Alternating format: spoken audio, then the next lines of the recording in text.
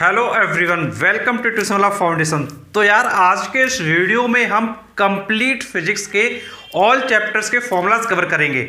तो यार इस वीडियो में तुमको फिजिक्स के पूरे फॉर्मूलाज मिल जाएंगे और सारे फॉर्मूलाज तुमको चैप्टर वाइज मिल जाएंगे। तो यार हम चैप्टर नंबर 1 से स्टार्ट करेंगे और तुम्हारी पूरी फिजिक्स की बुक है इसको हम कंप्लीट करेंगे। और इस सिंगल वीडियो में तुम सारे फॉर्मूलेस को देखकर तुम्हारा कोई भी अगर न्यूमेरिकल प्रॉब्लम आता है तो डेफिनेटली तुम्हारा न्यूमेरिकल प्रॉब्लम क्या सॉल्व हो जाएगा। तो यार तुम्हारा आईसीएसई क्लास 10th के लिए बहुत ही अच्छा ये वीडियो है, बहुत ही इंटरेस्टिंग वीडियो है और तुमको बहुत कुछ इस वीडियो में सीखने के लिए मिलने वाला है। चलिए वीडियो स्टार्ट करते हैं। तो यार सबसे पहले हम लोग स्टार्ट कर लेते हैं अपने चैप्टर नंबर 1 फोर्स से। तो देखो मैं तुम्हारी बुक ले लेता हूँ सलीना वाली और उससे हर एक चीज़ कवर करते हुए तुमको सारी चीज़ें मैं बताता हूँ। तो यार देखो चैप्टर 1 है तुम्हारा फोर्स, उसको हम देखते हैं पहले। तो सबसे पहला चैप्टर आपको दिया गया चैप्टर 1 फोर्स। तो यार इसमें देखते हैं कि यार कौन कौन से तुम्हारे इंपॉर्टेंट फॉर्मूलास हैं। तो देखो सबसे पहले मैं ओपन कर लेता हूँ आपकी बुक। तो इसमें देखो हम स्टार्टिंग करते हैं। तो सबसे इंपॉर्टेंट फॉर्मूला तुम्हारा जो आता है वो है तुम्हारा टॉर्क का। तो बेटा अगर तुम्हारा इंपॉर्टेंट फॉर्मूला की बात करूँ, तुम्हारा फर्स्ट फॉर्मूला तुम्हारा आता है टॉर्क का। अगर तुम्हारे मैं बात करता हूँ टॉर्क की, तो टॉर्क का जो फॉर्मूला होता है वो होता है टाउ से रिप्रेजेंट करते हैं, tau equal to force into perpendicular distance, force into perpendicular distance. तो यार ये तुम्हारा फॉर्मूला बहुत ज़्यादा इंपॉर्टेंट है। यहाँ पर ध्यान देने वाली बात ये है, फोर्स के साथ भी जो डिस्टेंस लेते हैं वो परपेंडिकुलर डिस्टेंस लेते हैं। तो यार ये तुम ध्यान रखोगे बहुत अच्छे से, जब भी फॉर्मूला अप्लाई करोगे तो डिस्टेंस हमेशा कैसे लोगे, परपेंडिकुलर डिस्टेंस। तो इस फॉर्मूले को तुम अपने न्यूमेरिकल में काफ़ी अच्छे से यूज कर सकते हो। तो ये हो गया तुम्हारा फर्स्ट फॉर्मूला। अब देखो इसके बाद हम बात करते हैं अदर फॉर्मूले की। तो देखो अदर फॉर्मूले में अगर मैं तुमसे बात करूं तो आगे तुमको इसमें दिया गया है मूवमेंट ऑफ कपल का फॉर्मूला। तो यार ये भी वही चीज़ है जो तुम्हारा ये है। तो अब आगे हम देखते हैं। तो तुम्हारा फॉर्मूला आएगा तुम्हारा प्रिंसिपल ऑफ मूवमेंट्स का। तो देखो प्रिंसिपल ऑफ मूवमेंट को बहुत अच्छे से समझ लो। देखो प्रिंसिपल ऑफ मूवमेंट्स समझ लो। देखो एक तुम्हारा होता है प्रिंसिपल ऑफ मूवमेंट्स। इसमें देखो क्या होता है, जो क्लॉकवाइज मूवमेंट होता है, जो क्लॉकवाइज मूवमेंट होता है वो तुम्हारे एंटी क्लॉकवाइज मूवमेंट के इक्वल होता है। जो तुम्हारा क्लॉकवाइज मूवमेंट है वो एंटी क्लॉकवाइज मूवमेंट के क्या है, इक्वल होता है। तो तुम क्या करोगे, जब भी तुम्हारा न्यूमेरिकल आएगा तो तुम क्लॉकवाइज मूवमेंट निकालोगे, तुम एंटी क्लॉकवाइज मूवमेंट निकालोगे और उसको तुम क्या इक्वल कर दोगे। तुम इक्वल कर दोगे, तुम्हारा जो फॉर्मूला है लगने के बाद तुम्हारा जो न्यूमेरिकल वैल्यू है वो तुम्हारी क्या है, डेफिनेटली आ जाएगी। अब हम बात करते हैं नेक्स्ट फॉर्मूला की। तो देखो नेक्स्ट फॉर्मूला तुम्हारा दिया गया है, उसके हम देख लेते हैं। तो यार तुम्हारा ये चैप्टर उनका पार्ट है तो इसमें कंप्लीट हो गया है। पार्ट बी में तुम्हारा कोई फॉर्मूला नहीं है। अगर हम बातें हैं पार्ट सी में, तो यार पार्ट सी में तुमको दिया गया है सेंटीपिटल फोर्स। तो यार सेंटीपिटल फोर्स के लिए फॉर्मूला तुम ध्यान रखोगे। तो सेंटीपिटल फोर्स के लिए फॉर्मूला तुम्हारा होता है, उसको तुम देख लो, सेंट्रीपिटल फोर्स। तो यार देखो सेंटीपिटल फोर्स का फॉर्मूला होता है F equal to mv² upon r। क्या फॉर्मूला होता है, force equal to mv² upon r। तो ये फॉर्मूला तुम्हारा सेंटीपिटल फोर्स निकालने के लिए क्या यूज किया जाएगा। तो यार चैप्टर 1 फोर्स में यार तुम्हारे यही 3 बेसिक फॉर्मूले हैं जिनको तुमको क्या अप्लाई करना है। सबसे ज़्यादा जो यूज होता है वो ये वाला है, torque equal to force into perpendicular distance. इससे तुम्हारे कई न्यूमेरिकल्स होंगे। इसके बाद जो मोस्ट इंपॉर्टेंट फॉर्मूला है वो तुम्हारा ये F equal to mv² upon r। और थर्ड वाला भी तुम्हारा यूज होता है, लेकिन थर्ड वाला जो सेकंड वाला फॉर्मूला है जो बीच वाला, इसका यार यूज क्या है, बहुत कम होता है। फर्स्ट वाले का और थर्ड वाले का यूज क्या बहुत ज़्यादा होता है। तो इसको तुम क्या बहुत अच्छे से ध्यान रखोगे। तो ये तुम्हारा चैप्टर 1 कवर हो गया है। अब चैप्टर 1 के बाद तुम्हारा आएगा chapter number 2 work, energy and power. तो थोड़ा हम लोग क्या कर लेते हैं, पहले इसको इरेज कर लेते हैं। उसके बाद चैप्टर 2 को हम लोग क्या करेंगे, अभी कवर करेंगे। तो यार फॉर्मूलेस को अच्छे से तुम यार नोट जरूर कर लेना। अगर तुम नोट कर लोगे ना तो तुम्हारा बहुत अच्छे से हो जाएगा और तुमको कोई भी दिक्कत क्या है नहीं होगी अपने एग्जाम के लिए, ठीक है। तो इसलिए तुम क्या नोट बहुत अच्छे से कर लेना। तो यार अब इसके बाद हम लोग सेकंड चैप्टर देखेंगे। थोड़ा यार उससे इरेज कर लेते हैं, थोड़ा डस्टर से अच्छा इरेज नहीं हो रहा है।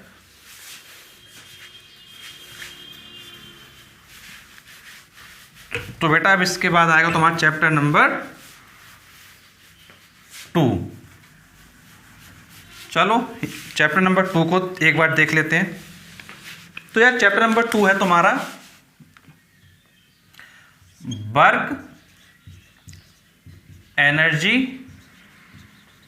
And power.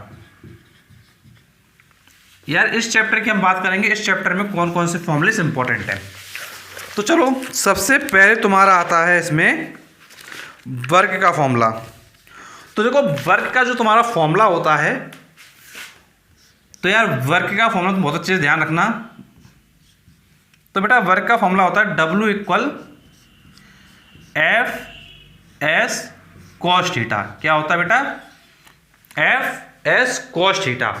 एफ फोर्स है, एस तुम्हारा डिस्टेंस है और कॉस थीटा तुम्हारा क्या एंगल को रिप्रेजेंट ये कर रहा होगा। तो force into S into cos theta. तो W equal F S cos theta. तो यार इसके भी न्यूमेरिकल क्या तुम्हारे बहुत ज़्यादा एग्जाम में पूछे जाते हैं, तो इसको तुम बहुत अच्छे से क्या ध्यान रखोगे। अब यार इसके बाद जो तुम्हारा इंपॉर्टेंट फॉर्मूला है वो है तुम्हारा पावर का। तो बेटा नेक्स्ट फॉर्मूला तुम्हारा यूज होता है पावर के लिए। तो बेटा पावर के लिए तुम्हारा होता है P equal W upon T. बेटा क्या होता है? P equal W upon T. तो नेक्स्ट फॉर्मूला तुम ध्यान रखोगे power equal to work done upon time. तो ये फॉर्मूला भी न्यूमेरिकल्स में बहुत ज़्यादा तुम्हारा क्या यूज किया जाता है। अब हम बात कर लेते हैं नेक्स्ट फॉर्मूले की। तो बेटा नेक्स्ट फॉर्मूले की बेटा एक थोड़ा कन्वर्जन और देख लो, बहुत इंपॉर्टेंट तुम्हारा कई बार पूछा गया है। बेटा एक कन्वर्जन ये आता है कि जो 1 हॉर्स पावर होता है वो कितने वॉट के इक्वल होता है। तो यार ध्यान रखना 1 हॉर्स पावर होता है 746 वॉट के इक्वल। किसके इक्वल होता है? 1 हॉर्स पावर इक्वल होता है 746 वॉट के। तो यार ये क्वेश्चन तुम्हारा एमसीक्यू में बहुत ज़्यादा आता है। तो यार तुमको मैं एक ऐसा वीडियो दूंगा बहुत ज़बरदस्त जिसमें तुम्हारा चैप्टर 1 से चैप्टर 12 तक सारे एमसीक्यू कवर हो जाएंगे। तो इस वीडियो तुम जरूर देखना, बहुत ही जल्द चैनल पे आने वाला है। बस तुम थोड़ा सा वेट करो, तुमको सिंगल वीडियो में सारे चैप्टर के एमसीक्यू दे दूंगा और तुम हर एक चैप्टर के एमसीक्यू कर पाओगे। तो 1 हॉर्स पावर की वैल्यू हो जाएगी 746 वॉट। अब इसके बाद देखो नेक्स्ट हम बात करते हैं अपने फॉर्मूले की। तो बेटा इसमें पार्ट ए में जो तुम्हारा मेन फॉर्मूला था वो तो हो गया है। अब इसमें हम चैप्टर 2 में पार्ट बी में देख लेते हैं। तो यार देखो पार्ट बी में तुम्हारा जो फॉर्मूला है वो है तुम्हारा काइनेटिक एनर्जी के लिए। तो बेटा काइनेटिक एनर्जी का फॉर्मूला देखो नेक्स्ट तुम्हारा है काइनेटिक एनर्जी का फॉर्मूला। तो काइनेटिक एनर्जी को के ई से रिप्रेजेंट करते हैं, सिंबल इसका के होता है। तो के इक्वल टू 1/2 mv², 1/2 mv²। यार इसी तरीके से एक फॉर्मूला और होता है तुम्हारा पोटेंशियल एनर्जी का, उसको हम रिप्रेजेंट करते हैं पी ई से। तो यार पोटेंशियल एनर्जी को यू से रिप्रेजेंट करते हैं और इसका फॉर्मूला होता है mgh। क्या बेटा फॉर्मूला होता है? mgh। तो ध्यान रखेंगे पोटेंशियल एनर्जी का फॉर्मूला होता है mgh। तो यार ये तुम्हारे दोनों एनर्जी के फॉर्मूला हो गए। अब यार एक और फॉर्मूला है इसके बाद तुम्हारा, वो होता है relation between kinetic energy and momentum. तो यार ये फॉर्मूला बहुत एक इंपॉर्टेंट तुम्हारे लिए होता है। तो इसका फॉर्मूला होता है k equal p² upon 2m। k equal p² upon 2m। और यार इसको अगर हम रूट के फॉर्म में लिखना चाहें तो यार कई बार तुम इस फॉर्मूले को ऐसे भी पढ़ सकते हो और लगा के p इक्वल रूट के अंदर 2m k, p equal root के अंदर 2m k। तो यार ये फॉर्मूला भी तुम्हारा बहुत ज़्यादा यूज होता है न्यूमेरिकल में। तो यार इस चैप्टर के जो फॉर्मूलेस हैं तो यार ये बहुत ज़्यादा इंपॉर्टेंट है, सारे फॉर्मूलेस को बहुत अच्छे से कवर करना। इसके न्यूमेरिकल तुम्हारे बहुत ज़्यादा तुम्हारे एग्जाम में आते हैं, तो इस फॉर्मूलेस को अच्छे से नोट करना और सारे फॉर्मूले नोट करने के बाद काफ़ी अच्छे से तुम इन चीज़ों को करना। तो यार ये तुम समझ गए होगे। अब बात करते हैं नेक्स्ट फॉर्मूले की। तो देखो नेक्स्ट तुम्हारा होता है वर्क एनर्जी थ्योरम का। नेक्स्ट तुम्हारा होता है वर्क एनर्जी थ्योरम का। तो यार वर्क एनर्जी थ्योरम की हम बात कर लेते हैं। वर्क एनर्जी थ्योरम, तो यार देखो वर्क एनर्जी थ्योरम का होता है जो वर्क डन होता है वो चेंज इन काइनेटिक एनर्जी के इक्वल होता है। जो वर्क डन होता है वो चेंज इन काइनेटिक एनर्जी के इक्वल होता है। तो यार इसका क्या मतलब है, मतलब जो W होगा ना वो KF माइनस KI होगा, KF माइनस KI होगा। तो तुम ध्यान रखोगे जो वर्क डन होगा वो KF माइनस KI होगा। तो ये तुम्हारा वर्क डन का भी जो फॉर्मूला था वर्क एनर्जी थ्योरम के लिए वो पूरा हो गया है। तो यार ये जो तुम्हारा चैप्टर 2 है तो यार इसके जो फॉर्मूलेस हैं वो तुम्हारे कंप्लीट हो गए हैं। इसमें यार अब कोई भी फॉर्मूला नहीं है जो तुमको बताया जाए, तो सारे फॉर्मूले तुम्हारे कंप्लीट हो गए। इन फॉर्मूलेस का यूज करके तो तुम डेफिनेटली काफ़ी अच्छे से अपना स्कोर कर सकते हो, काफ़ी अच्छे न्यूमेरिकल्स तुम कर सकते हो। तो यार इसके बाद हम लोग आते हैं अपने चैप्टर नंबर 3 पर। तो यार चैप्टर नंबर 3 पर आने से पहले इरेज कर लेते हैं एक बार हम लोग इसको, और इसके बाद अपने चैप्टर नंबर 3 पर आते हैं। तो यार इरेज कर लेते हैं हम लोग अपना, उसके बाद चैप्टर नंबर 3 पर आते हैं। बस बेटा इतना तुम ध्यान रखना, मेरी बात समझ लो बहुत अच्छे से। न्यूमेरिकल्स तुम्हारे आराम से हो जाएंगे, न्यूमेरिकल्स तुम्हारे आराम से हो जाएंगे अगर तुमको फॉर्मूला अच्छे से पता है और उसका तुमने एक बार प्रैक्टिस किया है। तो यार डेफिनेटली तुम्हारे जो न्यूमेरिकल्स हैं वो बहुत ही आसानी से हो जाएंगे। अगर प्रैक्टिस बेटा करके जाओगे तो कोई भी तुमको दिक्कत नहीं होने वाली है, और अगर विदाउट प्रैक्टिस यार पहुंच जाओगे तो यार फिर दिक्कत होगी। इसलिए फॉर्मूलेस को सारे नोट करने के बाद पेन कॉपी लेके बेटा बैठो, तुरंत फॉर्मूले को नोट करो, एक लिस्ट बनाओ और सारे फॉर्मूलेस को एक साथ पढ़ो। तुमको इसीलिए मैं सारे फॉर्मूले एक साथ बता रहा हूँ जिससे कि तुमको भटकना ना पड़े बिल्कुल भी। तो चलो अब आते हैं अपने चैप्टर नंबर 3 में। तो यार चैप्टर नंबर 3 है हमारा मशीन्स। क्या है हमारा? मशीन्स। चलो देख लेते हैं यार इसमें कौन कौन से फॉर्मूलेस हैं। तो यार हम लोग बात करते हैं सबसे पहले फर्स्ट फॉर्मूला की। तो देखो फर्स्ट फॉर्मूला तुम्हारा होता है मैकेनिकल एडवांटेज का। क्या होता है? मैकेनिकल एडवांटेज का। तो मैकेनिकल एडवांटेज का फॉर्मूला क्या होता है? मैकेनिकल एडवांटेज को MA से रिप्रेजेंट करते हैं। इसका फॉर्मूला होता है लोड अपॉन एफर्ट। क्या होता है? Load upon effort. तो MA इक्वल तुम बोलोगे L अपॉन E। तो ध्यान रखें mechanical advantage MA equal L upon E। L को लोड कहेंगे, E को एफर्ट कहेंगे, ठीक है। फिर नेक्स्ट फॉर्मूला तुम्हारा है वेलोसिटी रेशियो का। वेलोसिटी रेशियो, इसको VR से रिप्रेजेंट करते हैं। इसको हम कहते हैं DE upon DL, distance for effort and distance for load. तो ध्यान रखेंगे VR का फॉर्मूला होता है DE अपॉन DL। तो ये बहुत अच्छे ध्यान रखना। और देखो एक चीज़ ये देखो, MA में L अपॉन E होता है, लेकिन जो VR होता है उसमें DE अपॉन DL होता है। तो इस फॉर्मूले को तुम ध्यान रखोगे, ये फॉर्मूले तुम्हारे न्यूमेरिकल्स में यूज होते हैं। अब इसके बाद तुम्हारा नेक्स्ट फॉर्मूला हम बात करते हैं बेटा। नेक्स्ट फॉर्मूला है तुम्हारा इफिशिएंसी का। बेटा इफिशिएंसी का क्वेश्चन बहुत ज़्यादा एग्जाम में बहुत ही ज़्यादा आता है, तो इफिशिएंसी फॉर्मूला को अच्छे समझो। तो बेटा इफिशिएंसी का फॉर्मूला होता है तुम्हारा, बेटा इफिशिएंसी को तुम रिप्रेजेंट करते हो ईटा से। किससे? ईटा से। और ये फॉर्मूला तुम्हारा होता है work output upon work input. क्या होता है? Work output upon work input. तो ध्यान रखोगे यार इफिशिएंसी का फॉर्मूला होता है work output upon work input. और अगर यार इफिशिएंसी को परसेंटेज में लिखना हो तो यार तुम इंटू 100 लगाओगे। अगर परसेंटेज में नहीं लिखना है तो यार डायरेक्टली ये फॉर्मूला लगाओगे। अगर परसेंटेज में लिखना है तो इंटू 100 और तुम मल्टीप्लाई कर दोगे। तो यार तुम्हारी ये एफिशिएंसी का फॉर्मूला हो गया है। अब यार इसके बाद हम बात करते हैं कुछ और फॉर्मूले की। देखो एक फॉर्मूले की बात करते हैं, इन तीनों में रिलेशन क्या होता है, इन तीनों में रिलेशन होता है, मतलब MA, BR और ईटा, मतलब mechanical advantage, velocity ratio and efficiency में क्या रिलेशन है। तो यार तुम ये ध्यान रखना बहुत अच्छे से, एफिशिएंसी का formula work output work input होता है। अगर परसेंटेज में लिखना चाहो तो यार इंटू 100 लगा दो, बस ये ध्यान रखना अगर 100 लगाओगे तो परसेंटेज तुमको लगाना मैंडेटरी हो जाएगा, परसेंटेज लिखना ही पड़ेगा। तो यार नेक्स्ट फॉर्मूला हम बात कर लेते हैं, वो है रिलेशन बिटवीन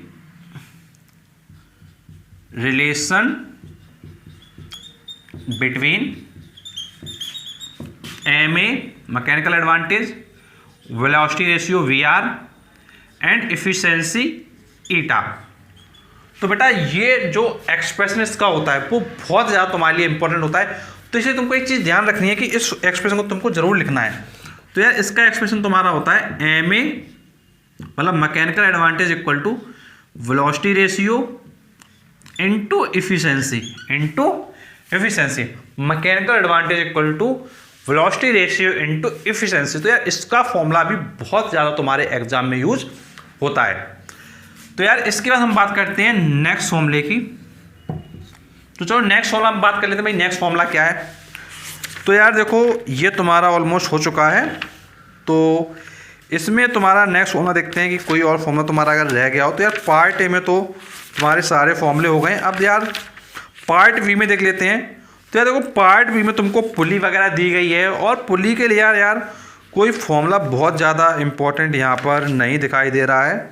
तो यार पुली के केस में अगर तुमसे मैं बात करूँ तो कुछ भी ज़्यादा इंपॉर्टेंट नहीं है, तुम डायरेक्टली क्या है सिर्फ इतने ही फॉर्मूलेस को लर्न कर लो, और तुम डेफिनेटली इतने फॉर्मूलेस को लर्न करके क्या है आराम से अपने जो आंसर्स वगैरह हैं वो निकाल पाओगे।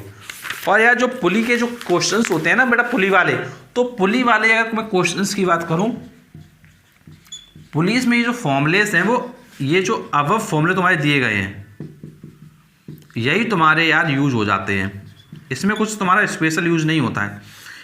मैकेनिकल एडवांटेज का यही फॉर्मूला यूज होता है, वेलोसिटी रेशियो का यही यूज हो जाता है, एफिशिएंसी का यूज हो जाता है। तो ध्यान रखिएगा ये सारी चीज़ें। और यार जहाँ तुम नोट कर रहे हो ना वहाँ पे ऐसे लिख लेना अपने पास बहुत अच्छे से, MA को क्या कहते हैं मैकेनिकल एडवांटेज, क्या कहते हैं मैकेनिकल एडवांटेज। VR को क्या कहते हैं वेलोसिटी रेशियो, क्या कहते हैं वेलोसिटी रेशियो। तो यार ये चीज़ तुम क्या है अपने पास नोट भी कर लेना कि MA क्या है BR क्या है, जिससे कि जब तुम रिवाइज करो, जब तुम एग्जाम के लिए जाओ तो तुम्हारे माइंड चीज़ें स्किप ना करें। तो यार 3 चैप्टर के तुम्हारे फॉर्मूले हो चुके हैं। अब आते हैं अपने चैप्टर नंबर 4 पर। तो यार एक बार फिर से हम लोग इसको इरेज कर लेते हैं और देखते हैं यार क्या फॉर्मूलेस हैं तुम्हारे। तो यार चैप्टर 4 जो है ना यार बहुत ज़्यादा इंपॉर्टेंट है तुम्हारे लिए, तो चैप्टर 4 को बहुत अच्छे से समझो, क्योंकि चैप्टर 4 के जो क्वेश्चंस वगैरह है ना वो ज़्यादा आते हैं एग्जाम में। तो चैप्टर 4 में जो दिया गया है उसको बहुत अच्छे से कवर करो तुम। चलो यार चैप्टर 4 पे हम लोग आ जाते हैं कि चैप्टर 4 में किस टाइप के तुमको फॉर्मूलेस गिवन है। तो यार चैप्टर 4 है तुम्हारा रिफ्रैक्शन। क्या है तुम्हारा बेटा रिफ्रैक्शन ऑफ लाइट। इसका यार देख लेते हैं हम लोग कि भाई इसमें क्या क्या फॉर्मूलेस तुमको दिए गए हैं।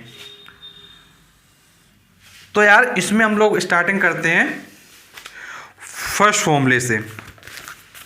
तो देखो अगर तुम पार्ट ए में आओगे अपने चैप्टर 4 के, तुम अगर सलीना की बुक उठाओगे ना तो यार तुमको अगर तुमने अच्छे से पढ़ा हो तो यार सारी चीज़ तुमको क्लियर हो रही होंगी। तो यार देखो तुमको मैं सलीना का बिल्कुल बहुत अच्छे से रिवाइज करवा दे रहा हूँ। तो जो फर्स्ट फॉर्मूला तुमको ध्यान रखना है वो होता है रिफ्रैक्टिव इंडेक्स का। क्या होता है रिफ्रैक्टिव इंडेक्स का। तो यार देखो रिफ्रैक्टिव इंडेक्स को रिप्रेजेंट करते हैं 1μ2 से। किससे रिप्रेजेंट करते हैं 1μ2 से। इसका यार फॉर्मूला तुम्हारा होता है साइन आई अपॉन साइन आर। क्या होता है साइन आई अपॉन साइन आर। इसको यार तुम लोग स्नेल्स लॉ भी कहते हो। क्या कहते हो स्नेल्स लॉ। तो यार ये सबसे फर्स्ट फॉर्मूला होता है 1μ2 equal sine I upon sine are. और यार स्नेल्स लॉ पर बेस्ड तुम्हारे जो न्यूमेरिकल्स हैं वो डेफिनेटली तुम्हारे एग्जाम में आते हैं। तो फर्स्ट फॉर्मूला तुम ध्यान रखोगे 1 mu two equal sine I upon sine are. और आर आई का मतलब क्या है? Refractive index. क्या है आर आई का मतलब? आर आई का मतलब बेटा लिख लेना अपने पास अच्छे से, आर आई को कहते हैं रिफ्रैक्टिव इंडेक्स। क्या कहते हैं? Refractive index. ये चीज़ बहुत चीज़ नोट कर लेना। अब हम लोग आते हैं अपने सेकंड फॉर्मूला पर। बेटा सेकंड फॉर्मूला है तुम्हारा वेलोसिटी के लिए। अगर बेटा तुम वेलोसिटी राइट करना चाहते हो तो यार वेलोसिटी का फॉर्मूला होता है v equal to frequency into lambda. तो v का फॉर्मूला होता है v equal to F lambda. क्या होता है बेटा? Velocity equal to frequency into wavelength. तो v इक्वल तुम बोलोगे एफ लैम्डा। तो इस फॉर्मूले को बहुत अच्छे से तुम समझ लेना। अब यार आते हैं नेक्स्ट फॉर्मूले पर। तो यार देखो नेक्स्ट फॉर्मूला है तुम्हारा म्यू का। अगर तुमको म्यू को वेलोसिटी के टर्म्स में लिखना हो, किसके टर्म में लिखना हो?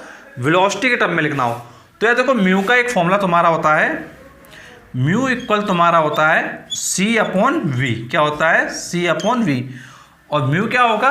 Refractive index. तो म्यू तुम बोलोगे सी अपॉन वी। तो यार इस पर बेस्ड भी न्यूमेरिकल तुम्हारे एग्जाम में बहुत ज़्यादा पूछे जाते हैं, तो ये चीज़ तुम बहुत अच्छे से ध्यान रखना। और यार अगर हमको जैसे ये तुम्हारा फॉर्मूला था स्पीड ऑफ लाइट के टर्म में और स्पीड ऑफ मीडियम के टर्म में। अगर सपोज करो पहला मीडियम दूसरा मीडियम क्या है? डिफरेंट है, और इसमें यार कोई भी मीडियम क्या है? एयर वाला नहीं है ना वैक्यूम वाला है, तो फिर फॉर्मूला क्या होगा? तो यार तुम्हारा फिर फॉर्मूला हो जाएगा 1 mu two equal V1 upon V2। क्या हो जाएगा? 1 mu two equal V1 upon V2। क्या हो जाएगा? 1 mu two equal V1 upon V2। तो ये चीज़ तुम बहुत अच्छे से क्या ध्यान रखना। तो यार ये चीज़ तुम समझ गए होगे। तो यार इसके लिए मैं तुमको एक और फॉर्मूला मतलब थोड़ा शॉर्टकट में देना चाहूँगा। तो यार थोड़ा तुम ऐसे ध्यान रखना, इसको मैं पॉइंट नंबर 5 बोल देता हूँ। देखो 1 म्यू टू अगर तुम लिख रहे हो तो इसको तुम बोल दो mu two upon mu one. इसी को तुम बोल सकते हो V1 अपॉन V2, और इसी को तुम बोल सकते हो साइन आई अपॉन साइन आर। अगर तुमने इन शुरुआती 4 फॉर्मूले को मिला दिया तो तुम्हारा जो रिजल्ट है वो ये निकला। और यार अगर तुम सिर्फ इतने रिजल्ट याद कर लोगे ना तो भी तुम्हारा काम तुरंत चुटकियों में चल जाएगा। तो यार बहुत ही आसान तरीके से तुमको मैं समझा रहा हूँ। तो ये फॉर्मूला ध्यान रखना 1 mu two equal mu two upon V1 equal V1 upon V2 equal sine आई अपॉन साइन आर। तो ये पूरा निचोड़ है तुम्हारा, तुम कह सकते हो यार पूरा ये ब्रह्मास्त्र है तुम्हारे लिए। बिल्कुल ब्रह्मास्त्र है, इसको तुम बहुत अच्छे से ध्यान रखो। न्यूमेरिकल तुम्हारे बहुत ही आसानी से होते जाएंगे। तो इतना तुम समझ गए होगे। अब यार कुछ और फॉर्मूले तुम्हारे देख लेते हैं। अब देखो अगर तुमको देखो अगर रिलेशन निकालना है, अगर तुमको कुछ रिलेशन वगैरह निकालना है तो देखो कैसे करेंगे। देखो इसके बाद तुम्हारा जो रिलेशन के लिए हम फॉर्मूला बताएंगे वो बताएंगे प्रिज्म के लिए। क्या बताएंगे? प्रिज्म के लिए। तो यार प्रिज्म भी तुम्हारे लिए क्या बहुत ज़्यादा इंपॉर्टेंट है। तो प्रिज्म में तुम्हारे कुछ फॉर्मूलेस हैं जो तुमको ध्यान रखने हैं और उनसे तुम्हारा क्या काम चल जाएगा। तो यार प्रिज्म तुम्हारा आ गया है। तो प्रिज्म में अगर हम फॉर्मूले की तुमसे बात करें तो यार सबसे पहले तुम ध्यान रखो फॉर्मूला एंगल ऑफ डेविएशन। किसका? एंगल ऑफ डेविएशन का, इसको डेल्टा कहते हैं। क्या होता है? आई प्लस आई डैश माइनस लगाते हैं आर प्लस आर डैश। क्या होता है? आई प्लस आई डैश माइनस लगाते हैं आर प्लस आर डैश। तो सबसे पहला फॉर्मूला तुम्हारा हो गया एंगल ऑफ डेविएशन के लिए। अब बेटा इसके बाद तुम्हारा नेक्स्ट फॉर्मूला आता है प्रिज्म एंगल के लिए। किसके लिए? प्रिज्म एंगल के लिए। प्रिज्म एंगल को ए से रिप्रेजेंट करते हैं और इसका फॉर्मूला होता है R plus R dash, R plus R dash. ठीक है। तो यार ये तुम्हारे फॉर्मूले हो गए। और यार एक फॉर्मूला तुम और रिप्रेजेंट कर सकते हो। तो यार वो फॉर्मूला तुम्हारा होता है आई और आई डैश का जो सम होता है ना वो ए प्लस डेल्टा के इक्वल होता है। आई प्लस आई डैश का जो सम होता है वो ए प्लस डेल्टा के इक्वल होता है। तो यार ये तुम्हारा फॉर्मूला क्या है, इस पर कंप्लीट हो गया है। अब यार इसमें जो एक फॉर्मूला और है तुम्हारा जो तुमको बहुत अच्छे ध्यान रखना है, वो तुम नोट कर लो। इसमें एक फॉर्मूला तुम्हारा होता है मिनिमम डेविएशन, किसका होता है, मिनिमम डेविएशन का।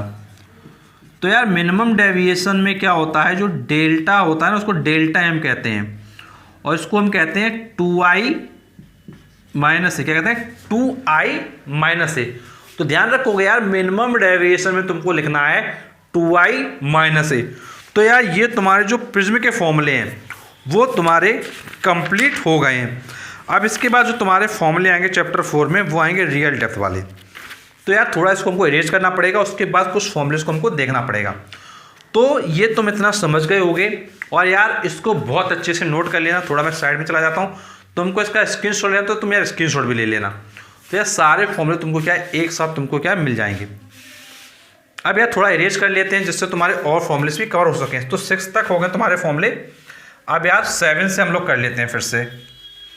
तो यार देखो 7 से फॉर्मूले और करते हैं। तो अब तुम्हारा जो फॉर्मूला आएगा वो आएगा रियल डेप्थ के लिए और अपैरेंट डेप्थ के लिए। तो अब बात आती है कि यार कौन कौन सा वो फॉर्मूला है। तो यार बहुत ही आसान है, चिंता मत करो, सब कुछ तुमको मैं बहुत ही अच्छे तरीके से बता देता हूँ। तो यार तुम्हारा जो फॉर्मूला है वो है अपैरेंट डेप्थ का। किसका फॉर्मूला है, apparent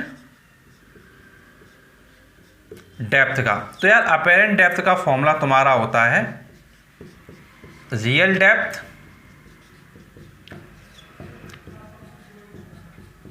upon mu, real depth upon mu. तो यार तुमको ध्यान रखना है अपैरेंट डेप्थ का फॉर्मूला क्या होता है, रियल डेप्थ अपॉन म्यू। तो ये फॉर्मूला भी तुम्हारे लिए बहुत ज़्यादा इंपॉर्टेंट, कई बार तुम्हारे एग्जाम में पूछा गया है। अब यार इसके बाद हम लोग बात कर लेते हैं, एक तुम्हारा होता है स्विफ्ट का फॉर्मूला, स्विफ्ट का, जिसको तुम नॉर्मल डिस्प्लेसमेंट भी कह सकते हो, जिसको तुम नॉर्मल डिस्प्लेसमेंट भी बोल सकते हो। तो देखो ध्यान से नोट कर लो, अपने पास नॉर्मल डिस्प्लेसमेंट कह दो या फिर शिफ्ट कह दो। तो यार नॉर्मल डिस्प्लेसमेंट बोलोगे या फिर यार तुम इसको क्या है शिफ्ट बोलोगे, SHIFT। तो यार इसका फॉर्मूला होता है, शिफ्ट को हम कहते हैं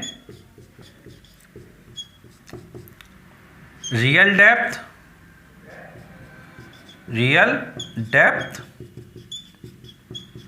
minus apparent depth, minus apparent depth, minus apparent depth. तो यार ये फॉर्मूला तुम्हारा क्या हो जाता है। अब देखो ये तुम्हारा बिल्कुल बेसिक फॉर्मूला है, तो तुमको ध्यान रखना है, क्या ध्यान रखोगे, real depth minus apparent depth. अगर यार तुम रियल डेप्थ को ID लिख दो, चलो रियल डेप्थ ही लिखा लें तो क्या दिक्कत है, रियल डेप्थ लिख दो इसको, ठीक है, और माइनस लगा दो, माइनस था। अपैरेंट डेप्थ का फॉर्मूला ये लिख दो जो तुमने पहले पढ़ा था, तो रियल डेप्थ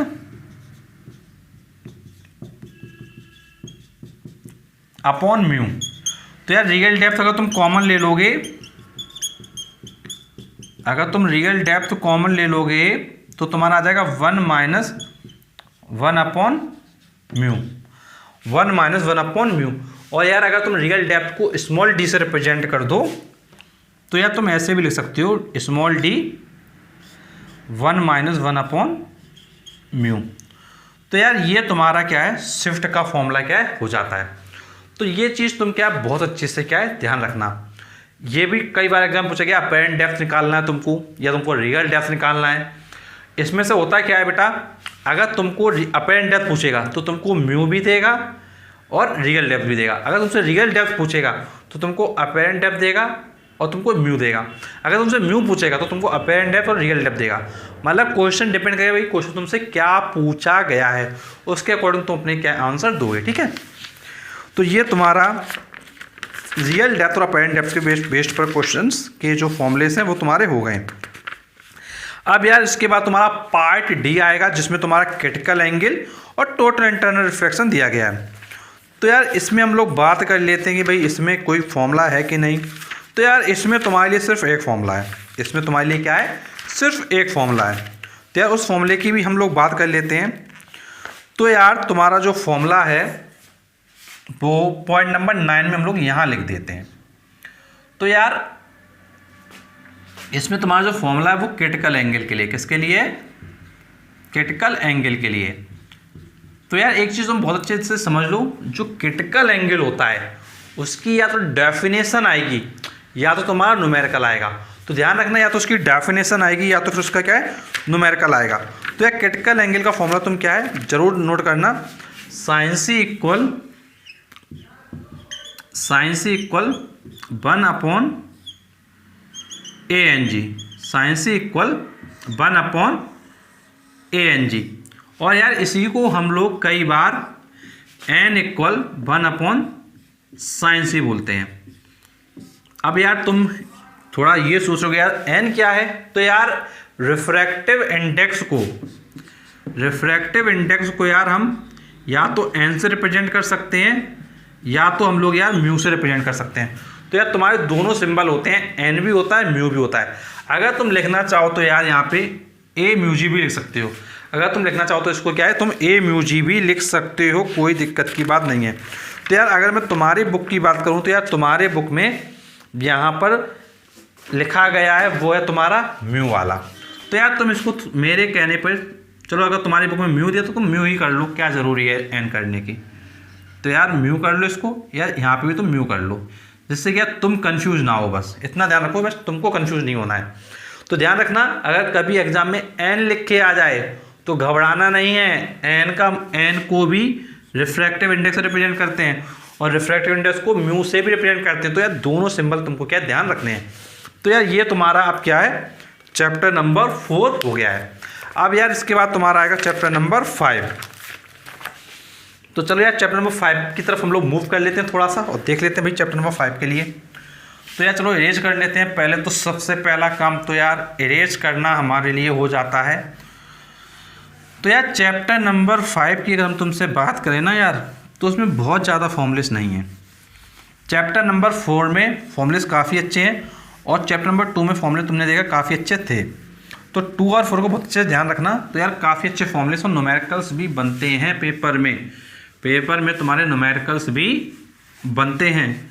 तो यार न्यूमेरिकल्स को ज़रूर अच्छे से करने के लिए फॉर्मूलेस को एकदम तुम रट्टा मार लेना और नोट जरूर कर लेना कॉपी पे।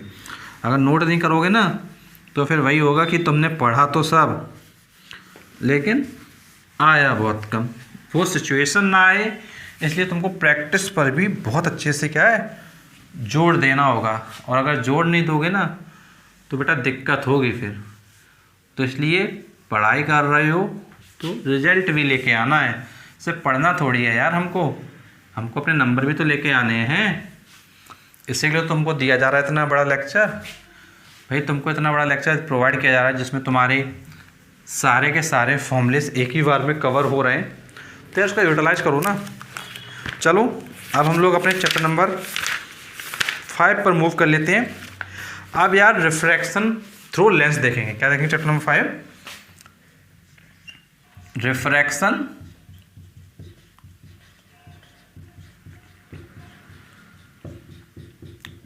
Through lens. क्या देखेंगे? Refraction through lens.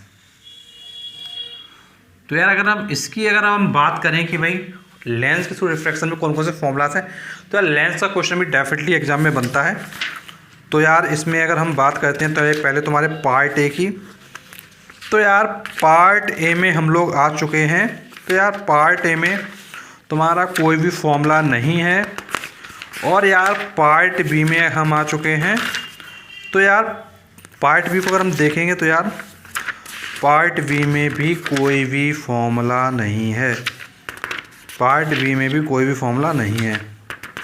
तो यार कोई भी फॉर्मूला तुमको नहीं दिया। लेकिन पार्ट सी में अगर हम आते हैं तो यार तुमको फॉर्मूला दिया गया है। तुमको फॉर्मूला दिया गया है। कौन सा फॉर्मूला है? तो यार फॉर्मूला है तुम्हारा लेंस फॉर्मूला। क्या है? Lens formula. कौन सा फॉर्मूला यार? Lens formula.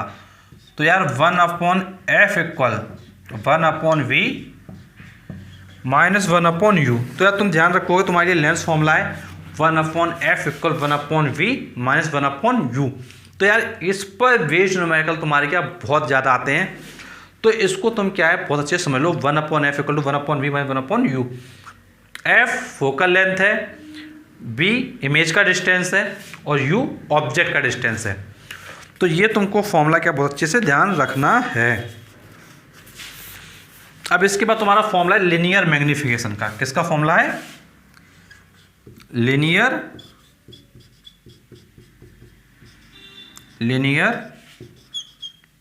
मैग्निफिकेशन।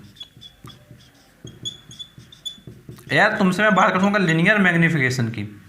तो यार इसको m से रिप्रेजेंट करते हैं और फॉर्मूला इसका होता है size of image upon size of object, और इसी को हम कहते हैं इमेज ऑफ डिस्टेंस अपॉन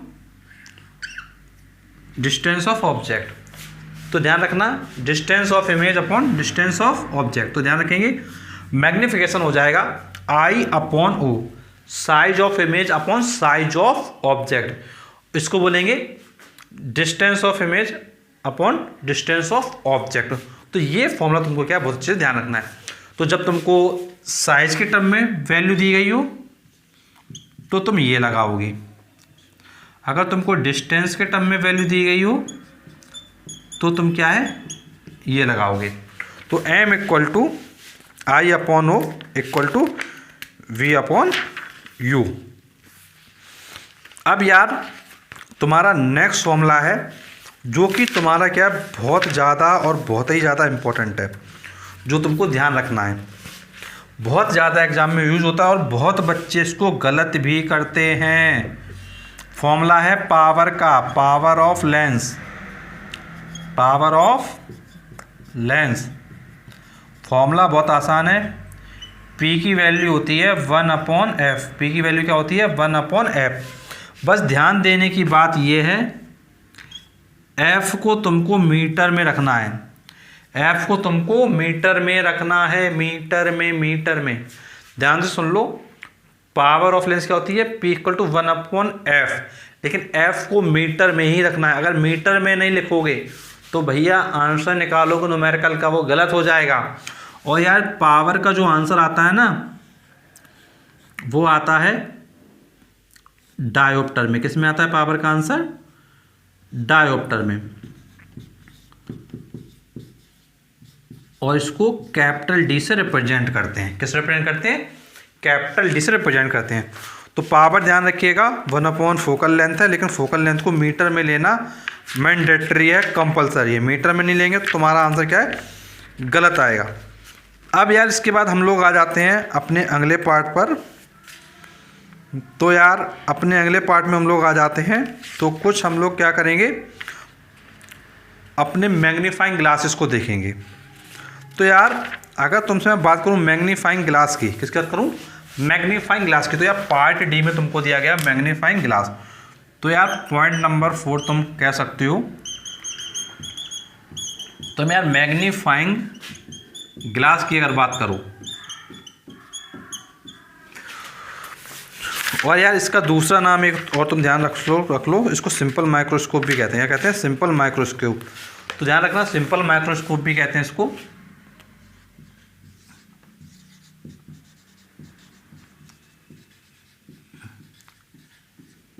तो यार इसके लिए जो मैग्नीफिकेशन का फॉर्मूला है तुम्हारा वो होता है m equal to 1 plus d/f। क्या होता है? m equal to 1 plus d/f। क्या होता है formula? m equal to 1 plus d/f। तो ये फॉर्मूला तुम क्या बहुत अच्छे से ध्यान रखोगे। f तुम्हारी फोकल लेंथ है और d तुम्हारा डिस्टिंक्ट विजन के लिए डिस्टेंस है। क्या है? डिस्टिंक्ट विजन के लिए तुम्हारा क्या है? डिस्टेंस है। तो यार तुम्हारा जो माइक्रोस्कोप का फॉर्मूला है वो हो गया है। तो यार तुम्हारे चैप्टर 5 में बस इतने फॉर्मूले दिए हैं और ये फॉर्मूले तुम्हारे लिए इंपॉर्टेंट है। ध्यान रखना ये जो फोकल लेंथ वाला है ये मोस्ट इम्पॉर्टेंट है, इससे न्यूमेरिकल आना बिल्कुल श्योर है। और ये जो लीनियर मैग्नीफिकेशन वाला ये भी इम्पोर्टेंट है, और लेंस फॉर्मूला वाला भी इम्पोर्टेंट है। लेकिन यार ये जो पावर ऑफ लेंस का है ये 100% श्योर है कि भैया न्यूमेरिकल आएगा, और अगर न्यूमेरिकल नहीं आया तो डेफिनेशन आएगा। ये 100% श्योर है, बिल्कुल तुम एग्जाम में देखोगे क्वेश्चन तुमको मिलेगा। तो इतना तुमने नोट कर लिया होगा। अब हम बात करते हैं अपने चैप्टर नेक्स्ट की, चैप्टर नंबर 6 की। तो चलो इसको अरेंज कर लेते हैं। इसके बाद हम लोग आते हैं अपने चैप्टर नंबर 6 पर। तो बेटा आप सारे फॉर्मूलेस को ना नोट जरूर कर लेना, और लिस्ट बनाने के बाद ज़रूर याद करना, और जो तुमको मैं समझा रहा हूँ इंपॉर्टेंट पॉइंट बीच बीच में, उन सारे पॉइंट्स को भी अप्लाई करना।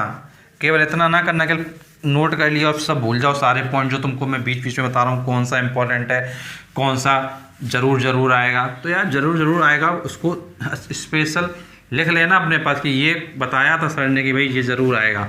उस पर फोकस करके जाना, जिससे अच्छे तुम्हारे मार्क्स आएँ। तो यार अब चैप्टर नंबर 6 पर अभी हम लोग आ जाते हैं अपने, उसको देखेंगे भाई चैप्टर नंबर 6 में क्या है। तो यार चैप्टर नंबर 6 है तुम्हारा स्पेक्ट्रम। क्या है चैप्टर नंबर 6 तुम्हारा?